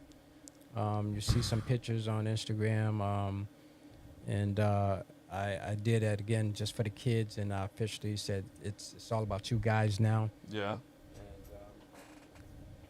And then this is my professor belt here. This belt has a lot of history with the colors. If you notice the color of the Japanese flag. Oh yeah. All right. This is a master's belt, red and white, Japanese colors. Kano, founder of Judo, he created this belt because he wanted the black belts at a higher level to wear a different color. Traditionally worn at ceremonies, but a lot of us practitioners wear it day to day. Japanese colors, red and white. Usually a 6 dan or higher will wear one of these. You also said you was wearing your colors, your hoodie, Oh, your hat. Yeah, my red, white. and Could you black. start from the hat? I see 2023 Oh, man. Survival of the Fittest. That's a beautiful hat. That's That's a coming beautiful up, hat. man. That's this is our colors, red and black. Our school colors, even with Jiu-Jitsu, has always been red and black. And you see, I wear the red and black and got the bracelet. You even brought your own chair with you, red and black. Hey, the Noscript was ready for me. You know, they was ready for me. I'm taking this chair home with me. It's Yeah. beautiful, man. Professor James Gatson. Oh wait, I got one more question. Okay, run it. So like I guess. So wait, looking at the 3 of us, right? Who? The 3 of you guys? Yeah, me, Or the 3 of these Rogi, guys? me, Malware, and Rogi. What type of I guess martial arts do you think we would be using just by looking at us? I mean, I guess individually. let's start with my guy in the back. He Yeah, wouldn't if you be. want, I can stand up. you know, give you a better he Yeah, he's mad. He's tall too. see, this guy. We get this guy and we work this guy for 6 months. He'll be a monster. Yeah, he would. He'll be a monster. Definitely Jiu-Jitsu, Judo. We use that size. I feel bad. I had one jiu-jitsu class in college. We were doing practice falls that first day. I was so sore that worst day. I switched classes to Aikido. That's not a joke. I did 2 semesters. I believe you. So with Aikido, it's a self-defense martial arts. It's a sibling of Jiu-Jitsu. You're doing a lot of hand techniques. You see Steven Seagal does Aikido where you're using a person's force against them moving, throwing them, flipping. But because of your body structure. I will say, I Yeah. accidentally, because they teach this little triangle kind of thing, so you're throwing someone safely. I guess one time I wasn't doing it properly, and the kid was really skinny. Oh my God, Dude, look, meaning no offense to the art. I didn't know the shit would work, right? Meaning no offense, but I just flipped that kid, right? Like you felt it. I'm like, oh, okay, shit, my bad. His arm came off in your hand. You're like, oh damn. He was okay. We were practicing on mats. He was okay, but I felt bad. Yeah, I forgot the triangle. Forgot the little bump thing. Yeah, and it's no telling. I'm judging right now. Weigh about 270, 265. Yeah, somewhere around there. I'll be honest, probably a little bit more. I'm trying to get it off right now. a lot of water, and stay away from that fried food. You tell me. And and as far as you two guys, it could be anything. I mean, because you're at a size where you can be good at pretty much everything, whether it's taekwondo, whether it's kido, whether jiu-jitsu, karate. You're not as stout. You know what I'm saying? Doesn't mean that he couldn't slim down and Yeah.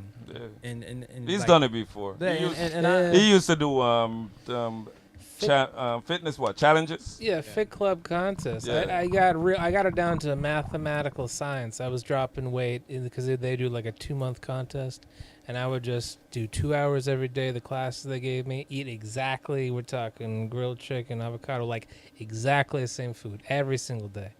Here's the thing. Discipline, it never sticks with me. I can do it if I'm if there's a reason, if there's a contest, if it's something I find interesting, I Monetary. can do it. Yeah, and it wasn't even a lot. It was like a $500 prize, but I could do it because there was a prize in my head, and I'd already done out the math. I'm like, oh, I'm just gonna win. You probably get that every time you do one of these contests. You just sign up. It's like, oh, I'm just gonna win this contest. Well, I told my guys the other day, if you go into a competition and don't think you're gonna win, you've already lost. Again, it was a little different That's with me. so true. Because, like, it literally had, like, a little worksheet and everything, and they told me the point value. So, like, I just did out the math in my head. I'm like, oh, I know. Like, it's not even like I think, like, you believe in yourself. But, like, there must have been contests where you're looking around at the other people you're going to fight. It's like, no, I know I'm winning this. I mean, that and in my earlier years, it's like, man, this guy's here. Man. Because I know this guy's good, and I think he's better than me. When I was a brown belt, I went 2 years without losing. Right? Damn. And I competed like at least once a month, sometimes twice a month. Sometime we competed on Friday, Saturday, and Sunday. When I was working for my instructor as security, he has his own security company. We would leave the club and get ready to go to a martial arts event. At 4 or 5 in the morning, we're leaving the club, and 2 hours later, I meet you here, and we're on the road to Maine, or we're on the road to Cape Cod or Jersey or Philly or something. And I would always ride with my instructor, and for many years, and still now people think that's my dad. Oh, wow. Because it'll be just me and him. And a lot of times it's just me and him on the road.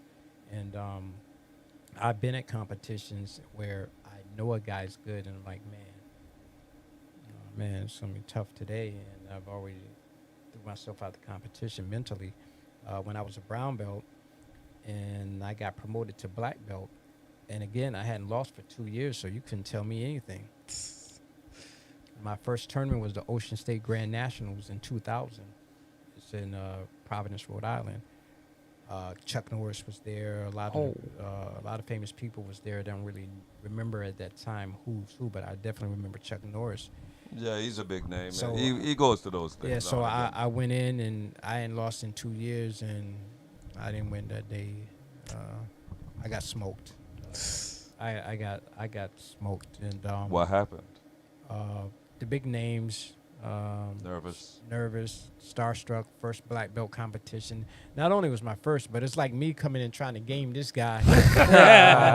I'm entering into the ocean now. I'm in the Pacific Ocean, shark-infested waters, and I'm coming from my little small pond, and I'm entering in this big black belt division where I'm thinking I'm going to be the man, and I was done before you can snap your fingers. I was done. I didn't do good in Kata. I just didn't. Those guys were that good. And that drive home, I had a young protege with me, and we were quiet for a while. And he said, "You didn't do nothing that you teach me." And that there made me a better fighter. That conversation on the way back, he said, "You did nothing that you teach me." He said, "You believe in yourself. Like you fought their fight. You did nothing." And that was the last time that ever happened to me, that I got smoked like that. That was in 2000. I remember that like this morning. Ocean State Grand Nationals, yeah. One of the biggest tournaments on the It's East Coast. because you're true to yourself. Yeah. That's why you won't forget it, because you know you let yourself down. Oh, yeah. That was tough. I was there all day. I started making excuses. It's 3 o'clock. Haven't fought yet. I've been here since 8. I'm tired. I was making excuses before the fight of why I was going to lose. And that doesn't footwork, Yeah. making all that freaking excuses. Just go out there and remember a long time ago they made this movie called Karate Kid. Which one? I'm gonna go to the first one. Danielson. Danielson. Yes. It's a classic. Yes. I'm gonna go to the last move. The That jump kick. that pelican. Hit him in the face. That's a disqualification. The pelican. Wasn't he projecting his move? Like, I know it wasn't gonna be a slap. I know it must have. Wouldn't you have been like, I know he's coming with a kick. I would have. You'd have slapped him with his own feet? I would have. I wouldn't have fell for that move. In sports karate, Right. you would never, ever see someone win like that. Yeah. The guys are just too explosive, too fast. The combinations just are too nice. You're giving up too much of your body. Right. right. Sports karate, you never want to face forward and stay Yeah, there. side profile's thinner. Side profile. Couple reasons. Too much target area. You minimize the target by canting yourself left or right, where you have your shoulder on the person. And if once you turn here, you want to keep moving. Now, do you walk sideways or you're a crab? So it's hard to move out of the way when if you're standing like we're facing each other, it's hard for you to move out of the way going back. You're not made to walk backwards. You're made to go forward. Yeah, we can move side, we can move backwards, but if you turn your body to the side, now you can kind of move forward, move side, get out of the way a lot faster. It's hard to get out of the way backing up. You're going to fall down, trip, or you're just not going to move fast enough. And you're giving up too much target. So we have our students turn their bodies to where their shoulders here. Now your target area is minimum to just here. And if you can find a way to get in here or get around, but you're going to put yourself at risk trying to come around and hit me to the front just because you got to come around. So we teach that shoulder on the opponent, keep your hands up, moving. A lot of footwork, I call it dancing. Like last night we was dancing in class. I had a new guy step in. I said, he was 16, junior. I said, we're going to get you ready for the junior prom. We're going to teach you how to dance. It's like a walk. It's like a walk. We're going to teach you how to dance. Good foot movement will get you out of the way of an attack and put you in a position to counterattack. It's been a long time since I did karate, but I remember being on the balls Do of my you feet need a lot. to have rhythm to be able to fight? I would say those with rhythm are better fighters. It's because your footwork is so important. Right. Jackie Chan has never been a fighter. He worked on the opera. He learned dancing or whatever. He learned to do flips. He learns to do whatever. And he just incorporated in the movies. When he did Drunken Master, yes, that was a fantastic movie. He did Wushu too. He's very right. Man, he's like a Jet Li. Jackie Chan started out doing a lot of comedy in his earlier movies. Yeah, he did. He had some serious ones in the early 70s, and then later on he converted over to being more of a comical style of martial artist, but very skilled, man. That guy is one of the best too. When it comes on to martial arts, yeah, I've never respected him. Yeah, he's one of the best though. He annoys me. The way how he does it with with the furniture stuff. I'm like, kill him. That's why I always love Jet Li. Stop running around and jumping on top of a table. That's and what Hollywood wanted him to do. So jumping through a bucket. Making that money, but I'm the type of dude that's you like. want to just see the. I want fight. Yeah. Fight. Stop running around. I don't even know if does the drunken style that feels like too theatric of a style. Like, does that even see play in martial arts? I kick you in the chest. You come with me with the Drunken Master style.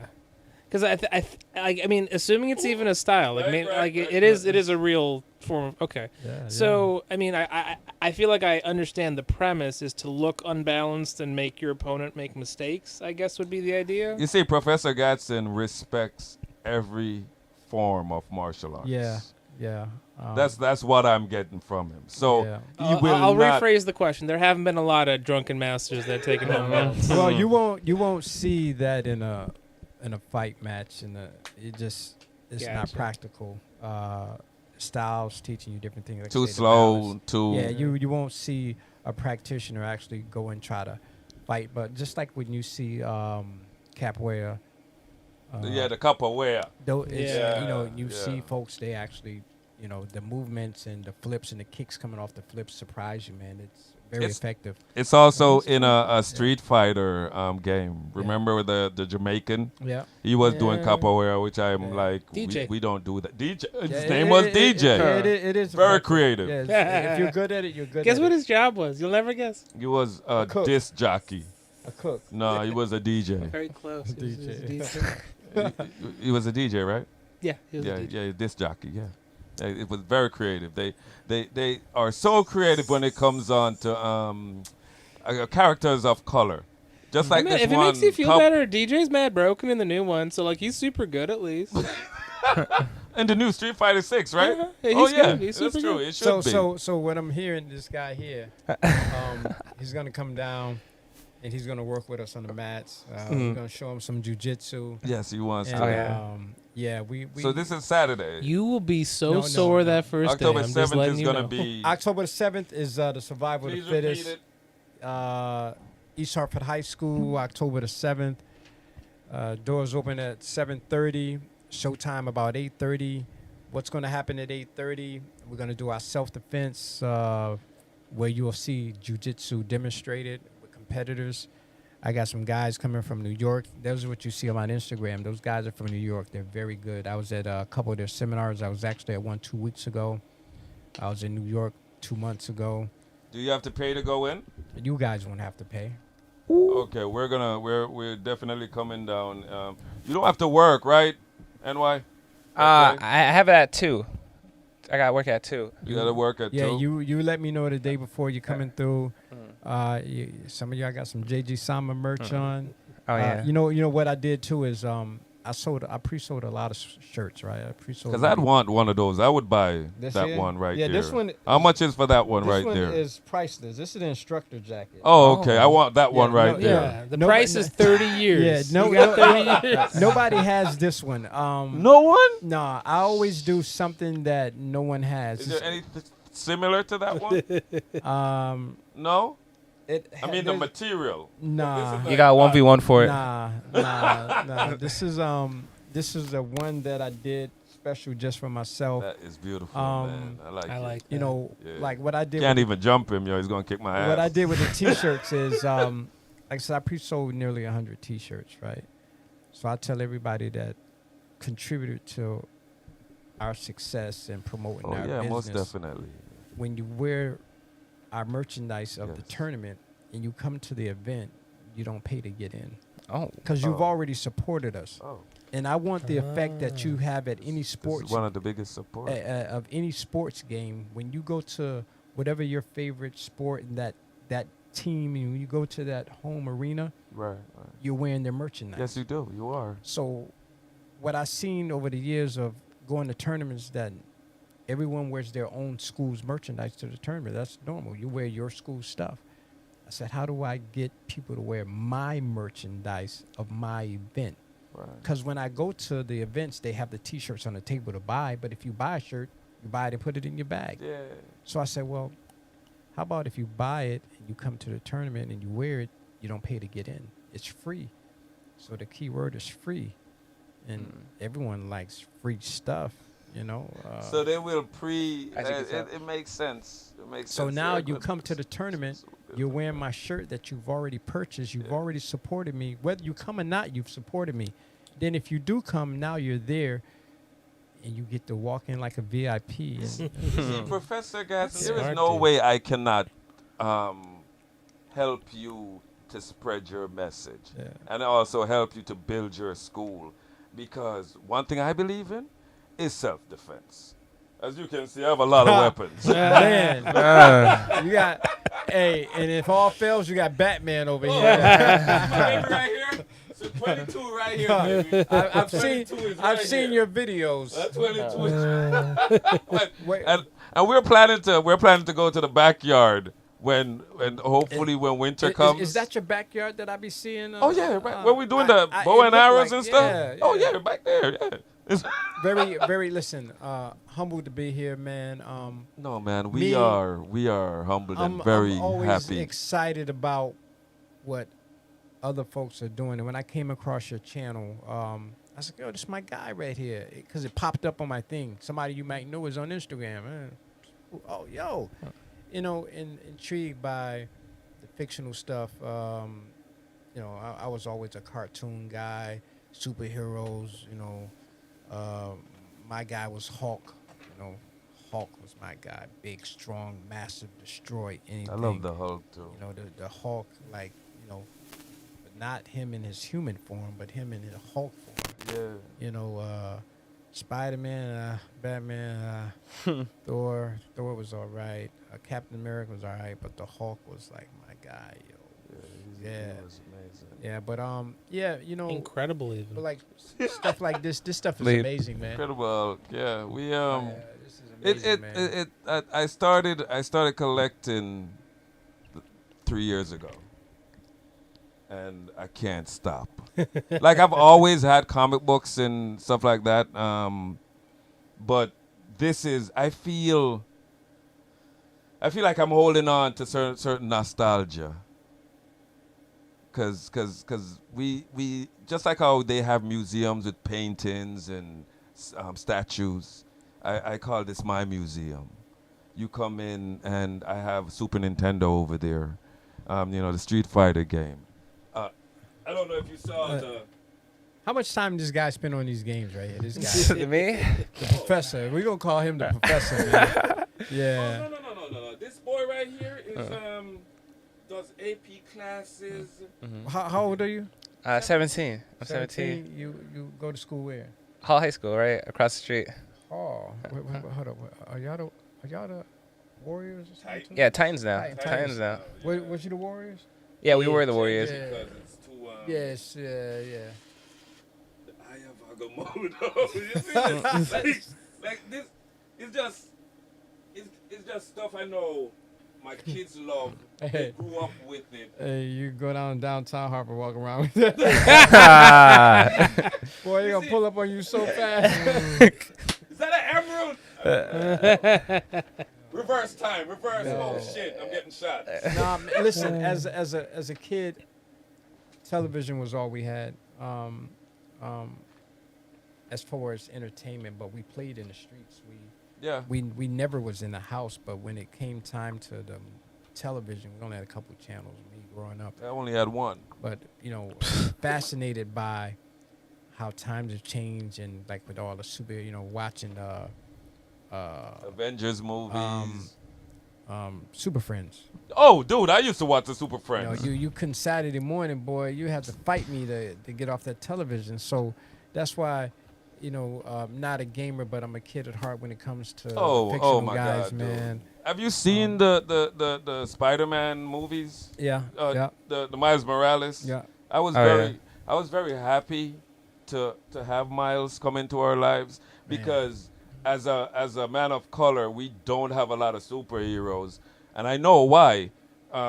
When you're being like subjugated and you have to deal with racism, you're not gonna want to protect that country. You know what I mean? But we do have some superheroes. Like I used to love. You're a superhero. And this guy right here. We trying. Yeah, man. We trying. To see like Miles Morales, black kid. Well, he's mixed. Just out there being responsible. He's educated. He loves school. He loves science. He loves to learn. But he also wants to help. It's a good and positive things for young kids and young kids of color to see on both sides. And it's a great way of telling a story. You're entertained, and it's also sending a message. I remember when I was growing up, they had Static Shock. It was a shame it never got bigger because it was a good ass show. And I see a lot of the stuff from the Miles Morales Spider-Man. Yeah, I'm not saying it's yeah. the same. I'm seeing a lot of that same kind of good stuff. And what's up with black people having electric powers? What's up with that? I don't understand that. Why is there always electric powers? Dude, it's the same in Because Street our Fighter. power got cut off so much that it gave us electricity. Dude, it's weird. In some games, in Street Fighter, Brazilian people are electric. It's like fucking 3 or 4 games now. That's it's, what I it's don't Brazilian, understand. like I don't know. It's something. And you know, Different- like with martial arts, right? People, I get the question a lot. Like people think my instructor is Asian.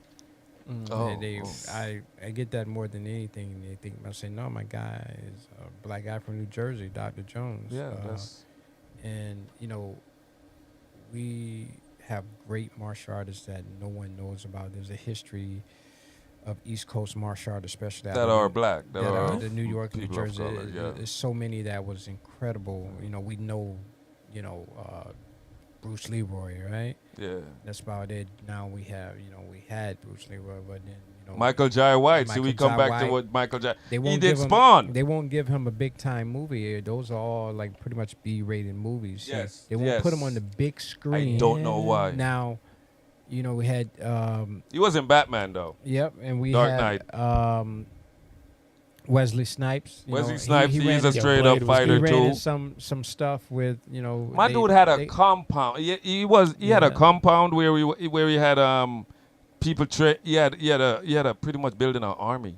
So right now, if I was He if I was, was to yeah. say to Wesley you, Snipes? I thought Wesley that dude Snipes. just didn't pay taxes. Dude, That's no, what he was no, doing. he had yeah, a the big old taxes thing was a big thing. They really smoked him on that. Yeah, the and they kind taxes of thing. blackballed him out of the music, the movie Hollywood, industry. yeah, for a little bit. and he was a true master, very good. Passenger 57. I was just about to say You it. know, You saw most of his technique in Passenger Yeah, 57. so he studied a little bit of different styles of karate. Good master, but yeah, if you sit here and say, let me think of 5 5 black. black martial artists on the screen, you'd be like, you get stuck at 3. You'd be like, I remember 3, the 4. Afro dude from the Bruce Lee. Was it Enter the Dragon? Mm-hmm. The tall one? The tall one. That's Jim Kelly. Jim Carrey. Jim Kelly. Jim Kelly. Master Kelly, he made maybe came in a couple other 5 or 6 movies. ago. Yeah, Yeah. he was very, very good. He was from the New York, New Jersey area. Yeah. Jim hard, Kelly. hard style of karates, those guys, and we're not advertised like that. If you go right now and you Google karate and you look at the images, White or Asian. Or, white or Asian, right? Yeah. But some of the black martial artists are the best fighters in the country. Right now, there's a young kid named Bailey Murphy. I want to say he's 23, 24. He's out of Hamden, Connecticut. He's one of the best in the country. Wow. He's just now getting back from, he was over in Paris. Ooh. I follow him. He follows me. Bailey Murphy, you can look him up. He's one of the best fighters in the country. And he goes all over and he teaches seminars everywhere. He's trying to hook up with me, come down to our school and teach one. That So, would be amazing. but he's like, when me and him conversate and I say it to him, obviously they respect me because of my ranking and how much time I have. Right, And I've been a right. black belt as long as he's been on this earth. But the kid is incredible. I don't want to call him a kid, young man. I said to him, you guys have taken it to a level that is unimaginable. It's just like you saying about Bruce Lee or Jet Li. Like, no, those guys are incredible. Yeah. This young man is fierce. He's very smart. He analyzes everything in the ring. He's processing stuff as you're doing it. He's processing and he's countering your moves at the same time. So I'm hoping that he attends my event. He's got to go out of the country that same week again. He's going out again when we last spoke. So I'm hoping he'll be there. If he's not there, I'll be like, I want to see him there because I want him to come try to win this money because, we have prize money for folks that come in to win belts and stuff. So, wow. me as a competitor. Can you talk about the money? How much money? I mean, it all depends on how many competitors show up. Okay. The more black belts I have, the more I can put in the pot. Wait, I have a question. Yeah. So like the door registration, right? So remember when I said back in the you about to register? Oh my back in the God. Wuxi, and it's my age, I was technically a highlighted blue belt, right? Was that like a beginner, intermediate, or advanced in that style? Probably beginner. Okay. So would I be eligible to? Are you trying? Are you trying? Are you Trying to say, trying? would you be able to compete? Are you trying to compete? So the thing is, He wants to pay to get his ass whooped. so the Okay. thing is, anyone can compete at my event at the highest level of training you've ever had. So you would come in as a beginner and you can compete in the kata, the forms, or the fighting, or the self-defense. How Okay. old did you say you were 17, 18? Yeah, I'm 17. So you would be in what we would call the 15 to 17 beginner division. Mm-hmm. And yeah, it doesn't matter that you used to train. You don't train. You put on the proper uniform. And you can come in and compete because you have to be in a school uniform. So you can go buy gi and come in and you can compete. Yeah. Okay, 'cause I think I still have my belt. I think I still. Well, yeah, it was. How many years ago was that? Oh my God! It was what? I think like 10? 6, 5. Wait, we stopped when I was 11, right? You sure? I don't How know. many years did he do it? Oh my God! You started at what? I started at like 5, 6. 5, like 5 or 6. And Yeah. you stayed for. Like 5 years? Oh yeah, over what, 5 years. What happened? It was a Super Kids Academy. That's what it was called, and the instructor changed, and then he changed like the program like a lot. Like The guy that started to do like something happened. His instructor got yeah, injured. it was like this Russian guy before, and he was really good. His with his job. instructor got injured, and after his instructor got injured, some guy with a mustache that looked like a straight up pedo, and I Yeah. was like, they ain't going back. Yeah, and then he moved the academy to his house. Yeah, right. No, the Yeah. pedo looking dude moved into the house. Big Yeah. mustache. Big Yeah, big mustache, mustache. curly hair, just looks straight up like. And he would always ask these No two way. girls to help him with the demonstrations. I was weirded out by that. You know, a lot of folks start off like in their garage or whatever until they expand out. Right now, you know, my dojo is actually at the YMCA. One thing that was told to me when I first started, say, get a sponsor facility, which would be a Boys and Girls Club, YMCA, some type of youth center where you have no overhead. Right, yeah. So I pay my yearly insurance, and that's it. So when COVID came, I didn't lose anything other than obviously Yeah. you can't train. You can't train. I didn't have a light bill. I didn't have Just put it on fees. pause. You know, just put it on pause. So I just kept my insurance up to date. And other folks' schools shut down, and where that was their bread and butter, you know, seeing Yeah. other folks, they Yeah. still haven't come back. Can't come back. So I've always had the YMCA. I'll be like, hey, you want to get your own building? You got to make sure you have the clientele. You know, we have 30 students, 35 on a good session. That's not bad. And we don't charge as much as some of the other dojos. Right. You know, you come in, most dojos, they're charging you, because they're teaching you, but they got to pay for that building. And most karate studios, they don't own the building. So they're paying a lease. Yeah. They're paying their rent, yeah. insurance.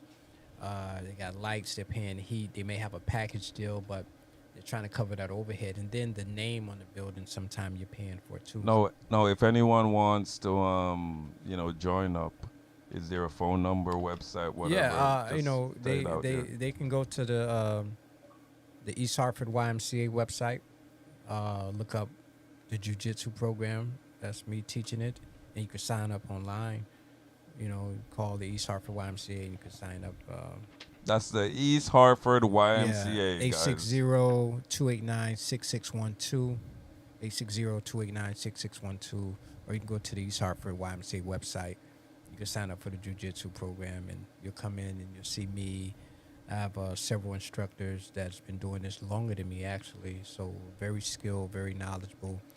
I'm like, I'm like the overseer. I got one guy, he's like a drill instructor. I got another guy, he's like a perfectionist. And I'm like, I'm that serious guy that's in the back. They're like, whoa, slow it down a little bit. The perfectionist wants perfection from a new student. That's not gonna happen. The drill instructor don't It's have being too patience. hard. Yeah, with the newer students where Bring it down a bit. where my philosophies, again, Right. the philosophies of the professor, I understand things differently, and that's why I'm in my position and say these gentlemen have been doing it longer than me, but I've stayed consistent with my instructor for so many years that I've been put in the position to be where I'm at, because at first he didn't think that I would be where I'm at, but over the years he realized like I did have a diamond in the rough, which would be me. You know what I mean? You know, And no. you were a Yeah. teacher. Yeah. So remind them what happens on October 7th again. October the 7th is the Survival of the Fittest Open Martial Arts Championship. It's one of the hottest martial arts championships in New England, hottest on the coast. We got competitors coming from all over New England. We got competitors coming from down south, up north. They're coming to compete. And Noscript channel is yeah. going to be there. Noscript channel, you know, we want you guys to come in. NYK players feel like he YK could plays, compete. Yeah. We might have to go 7:30. I'm not gonna lie. Yeah, listen. Look, man, all you gotta do is beat one 15-year-old that doesn't know what he's about yet. you know, Like, think- and you I don't think come the in last 15-year place. will kick his butt. Professor James Gatson, I want to thank you Yes, so sir. Yes, much sir. for Yes, sir. coming out. This has been great. You are our third guest, which I want to say the third one is You know, when really great. best when we connected a while back, we talked about, he's like, yo, man, I got to get you on my show. Yeah, I got to been get with trying. him. I got to get a time. And, I've been you know, trying. right now, I'm very busy, not with just with work, but home. And But this is a putting good this way stuff to together. also get Yeah, man, out, you know, because every little different media that you could Yeah. try to advertise what you're doing is great. If you can do it on Instagram, do it on Facebook, Yeah. which I think Facebook has a big They got a wide a big following. Big following. I got a big following on Facebook. I got like That's good. 11,000 Yeah. on Facebook. So you're comparing with I have 5,000 friends. Imagine those 11,000 give you $1 every day, man. Well, you see, that's yeah, I know. Man. But no, listen, you may be honored by me being here, but I'm honored being here because just the invitation. You know, my daughter said before I left, "You think you're famous now?" I said to some folks, Yeah. you Yeah. know, what's famous to you? You know, to some kids when they see me, it's a professor right there, the professor. Again, the respect of the ranking. Been doing this a very long time. That's how I feel And the too. consistency. And there's a thing with most of the practitioners that I've known, they go, they stop. I've never stopped since I No. started. Every week And you for shouldn't. the last 30 years, I've And been you shouldn't. training in martial arts. And you shouldn't. And that's Yeah. what I feel about our little show right Yeah, this here. is great, man. I don't feel like I'm gonna stop. I don't feel like we're gonna stop, because it doesn't matter if it doesn't even move from where it is right now, which we're slowly we're almost at 23,000 on YouTube subscribers. Yeah. Yeah, we got 22,000, maybe 800. See 800. now I've seen some stuff. What's the channel on YouTube? Noscript channel. Same, right? Noscript So, channel. you know, follow you guys on Instagram, and now I'm following you on. now I got to make sure that You follow me on I YouTube. got to get back on this YouTube stuff because COVID had us on YouTube, and then we kind of drifted away since we're COVID back. caused us to start Yeah, this. and that's where I started my channel. But I got to go in and update because the stuff you see on there right now. And we is, could share, and yeah. that's what I mean. People don't understand how these things work. When we cross each other, we try to like, okay, you're on Instagram. I have a lot of people on Facebook. I'm gonna push you on Facebook just like how you push me on Instagram. Oh, I got people on YouTube. Let me introduce them to you while you're introducing your people to me. That's how success happens, and people are just scared. Yeah. A lot of people are scared. Like, you took it upon yourself, say, hey, I'm going to start a school. And you were smart enough to figure out how to do that. And it's the same way, like, we sit here and we're not famous. And most of the people that have podcasts or like these little shows that are really making it, is they have a famous face. So it doesn't matter if nothing interesting come out of their mouth. People will watch it or look at it because they say, hey, isn't that Tom, Dick, and Harry that comes on so-and-so? But for this is Who the hell are those guys? But stop. Listen, and you're not going to hear what everybody else is saying because we're different. We're bringing something new, and we ain't famous. Yeah, I like the platform. I love the platform. It's an introduction. You got to take the person like myself, where a lot of folks don't even know I do martial arts. And they Exactly. see a lot of people really, a lot of people where I work at, they don't know. They hear stuff, and because it's not something that I talk about now, we have a conversation, then we talk. Now you find out more. And I'm going to tell you a funny thing was someone said to me. They said, they see my ring. It's a high school ring. I said, no, it's not a high school ring. I take it off, and I show it to them, and they looking at it. They see the karate guy on there, and they see Hall of Fame. Oh. And they say, Could you put it up to the camera? can the camera see that? Probably. Let me take it off. Let me take it off. You wanna put that up there? Wow, I'm So- actually honored to hold it. So that ring has my name on the inside. It's engraved inside. I received that back in 2000 when I was inducted into the World Karate Union Hall of Fame for the first time. Like I said, I have 3 inductions. I was inducted for Martial Artist of the Year, Fighter of the Year, Competitor of the Year, Student of the Year, Master of the Year. So, at my wall at home, I have a few of these plaques. And so someone asked me, said, "You Martial Arts Hall of Fame?" I said, yeah, I am. And they asked me, he said, "That means you're good, right?" So they said, "You got to be good." It amazes people to know someone that's in the A Hall of Fame. Right. When they hear You Hall don't of look Fame. like the typical Yeah. person that would be into And I martial never arts. talk about it. And, Right. and this belt, the significance of this belt, we were at a promotion last week at my instructor's head school, and he talked about the belt, and he talked about me winning the belt. And at that moment, I just remembered that I won the belt. I forgot that I had Wow. won that belt, and I'm like, man, I got to bring that belt to the dojo, so some kids and talk about that When belt. they see this, they Yeah. want to achieve stuff like this. This is neat. This is nice. This ain't no WWE belt.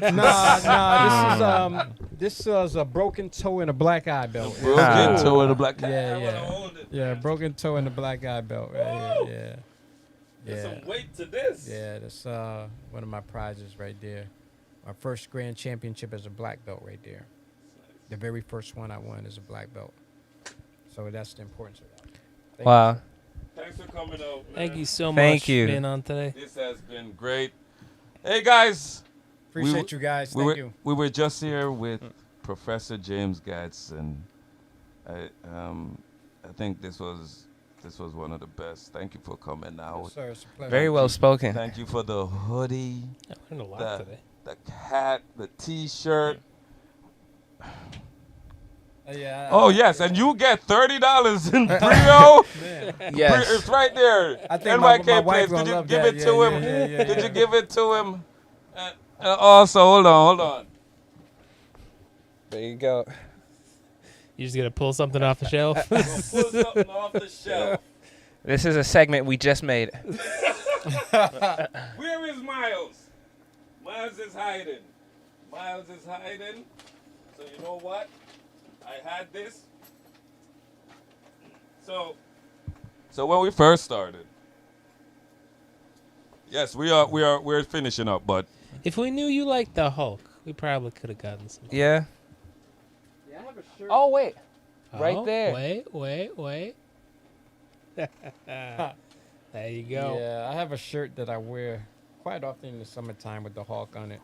you can't move it. Yeah, this But- guy. but- yeah. Guess what, sir? I've been trying to get rid of this Black Panther, and I made it a competition. Nobody answered because when you just start, nobody cares. Hey, our first black guest. Right?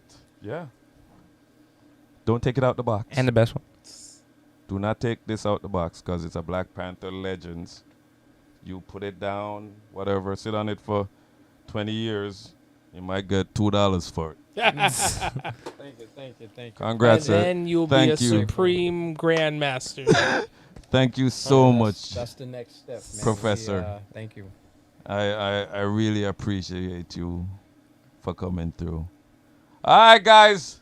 This was Appreciate you guys. Noscript. My name is Malware. NYK Plays, NYK Rogi, NYK plays. and Professor James Gadsden. Thanks again for joining us.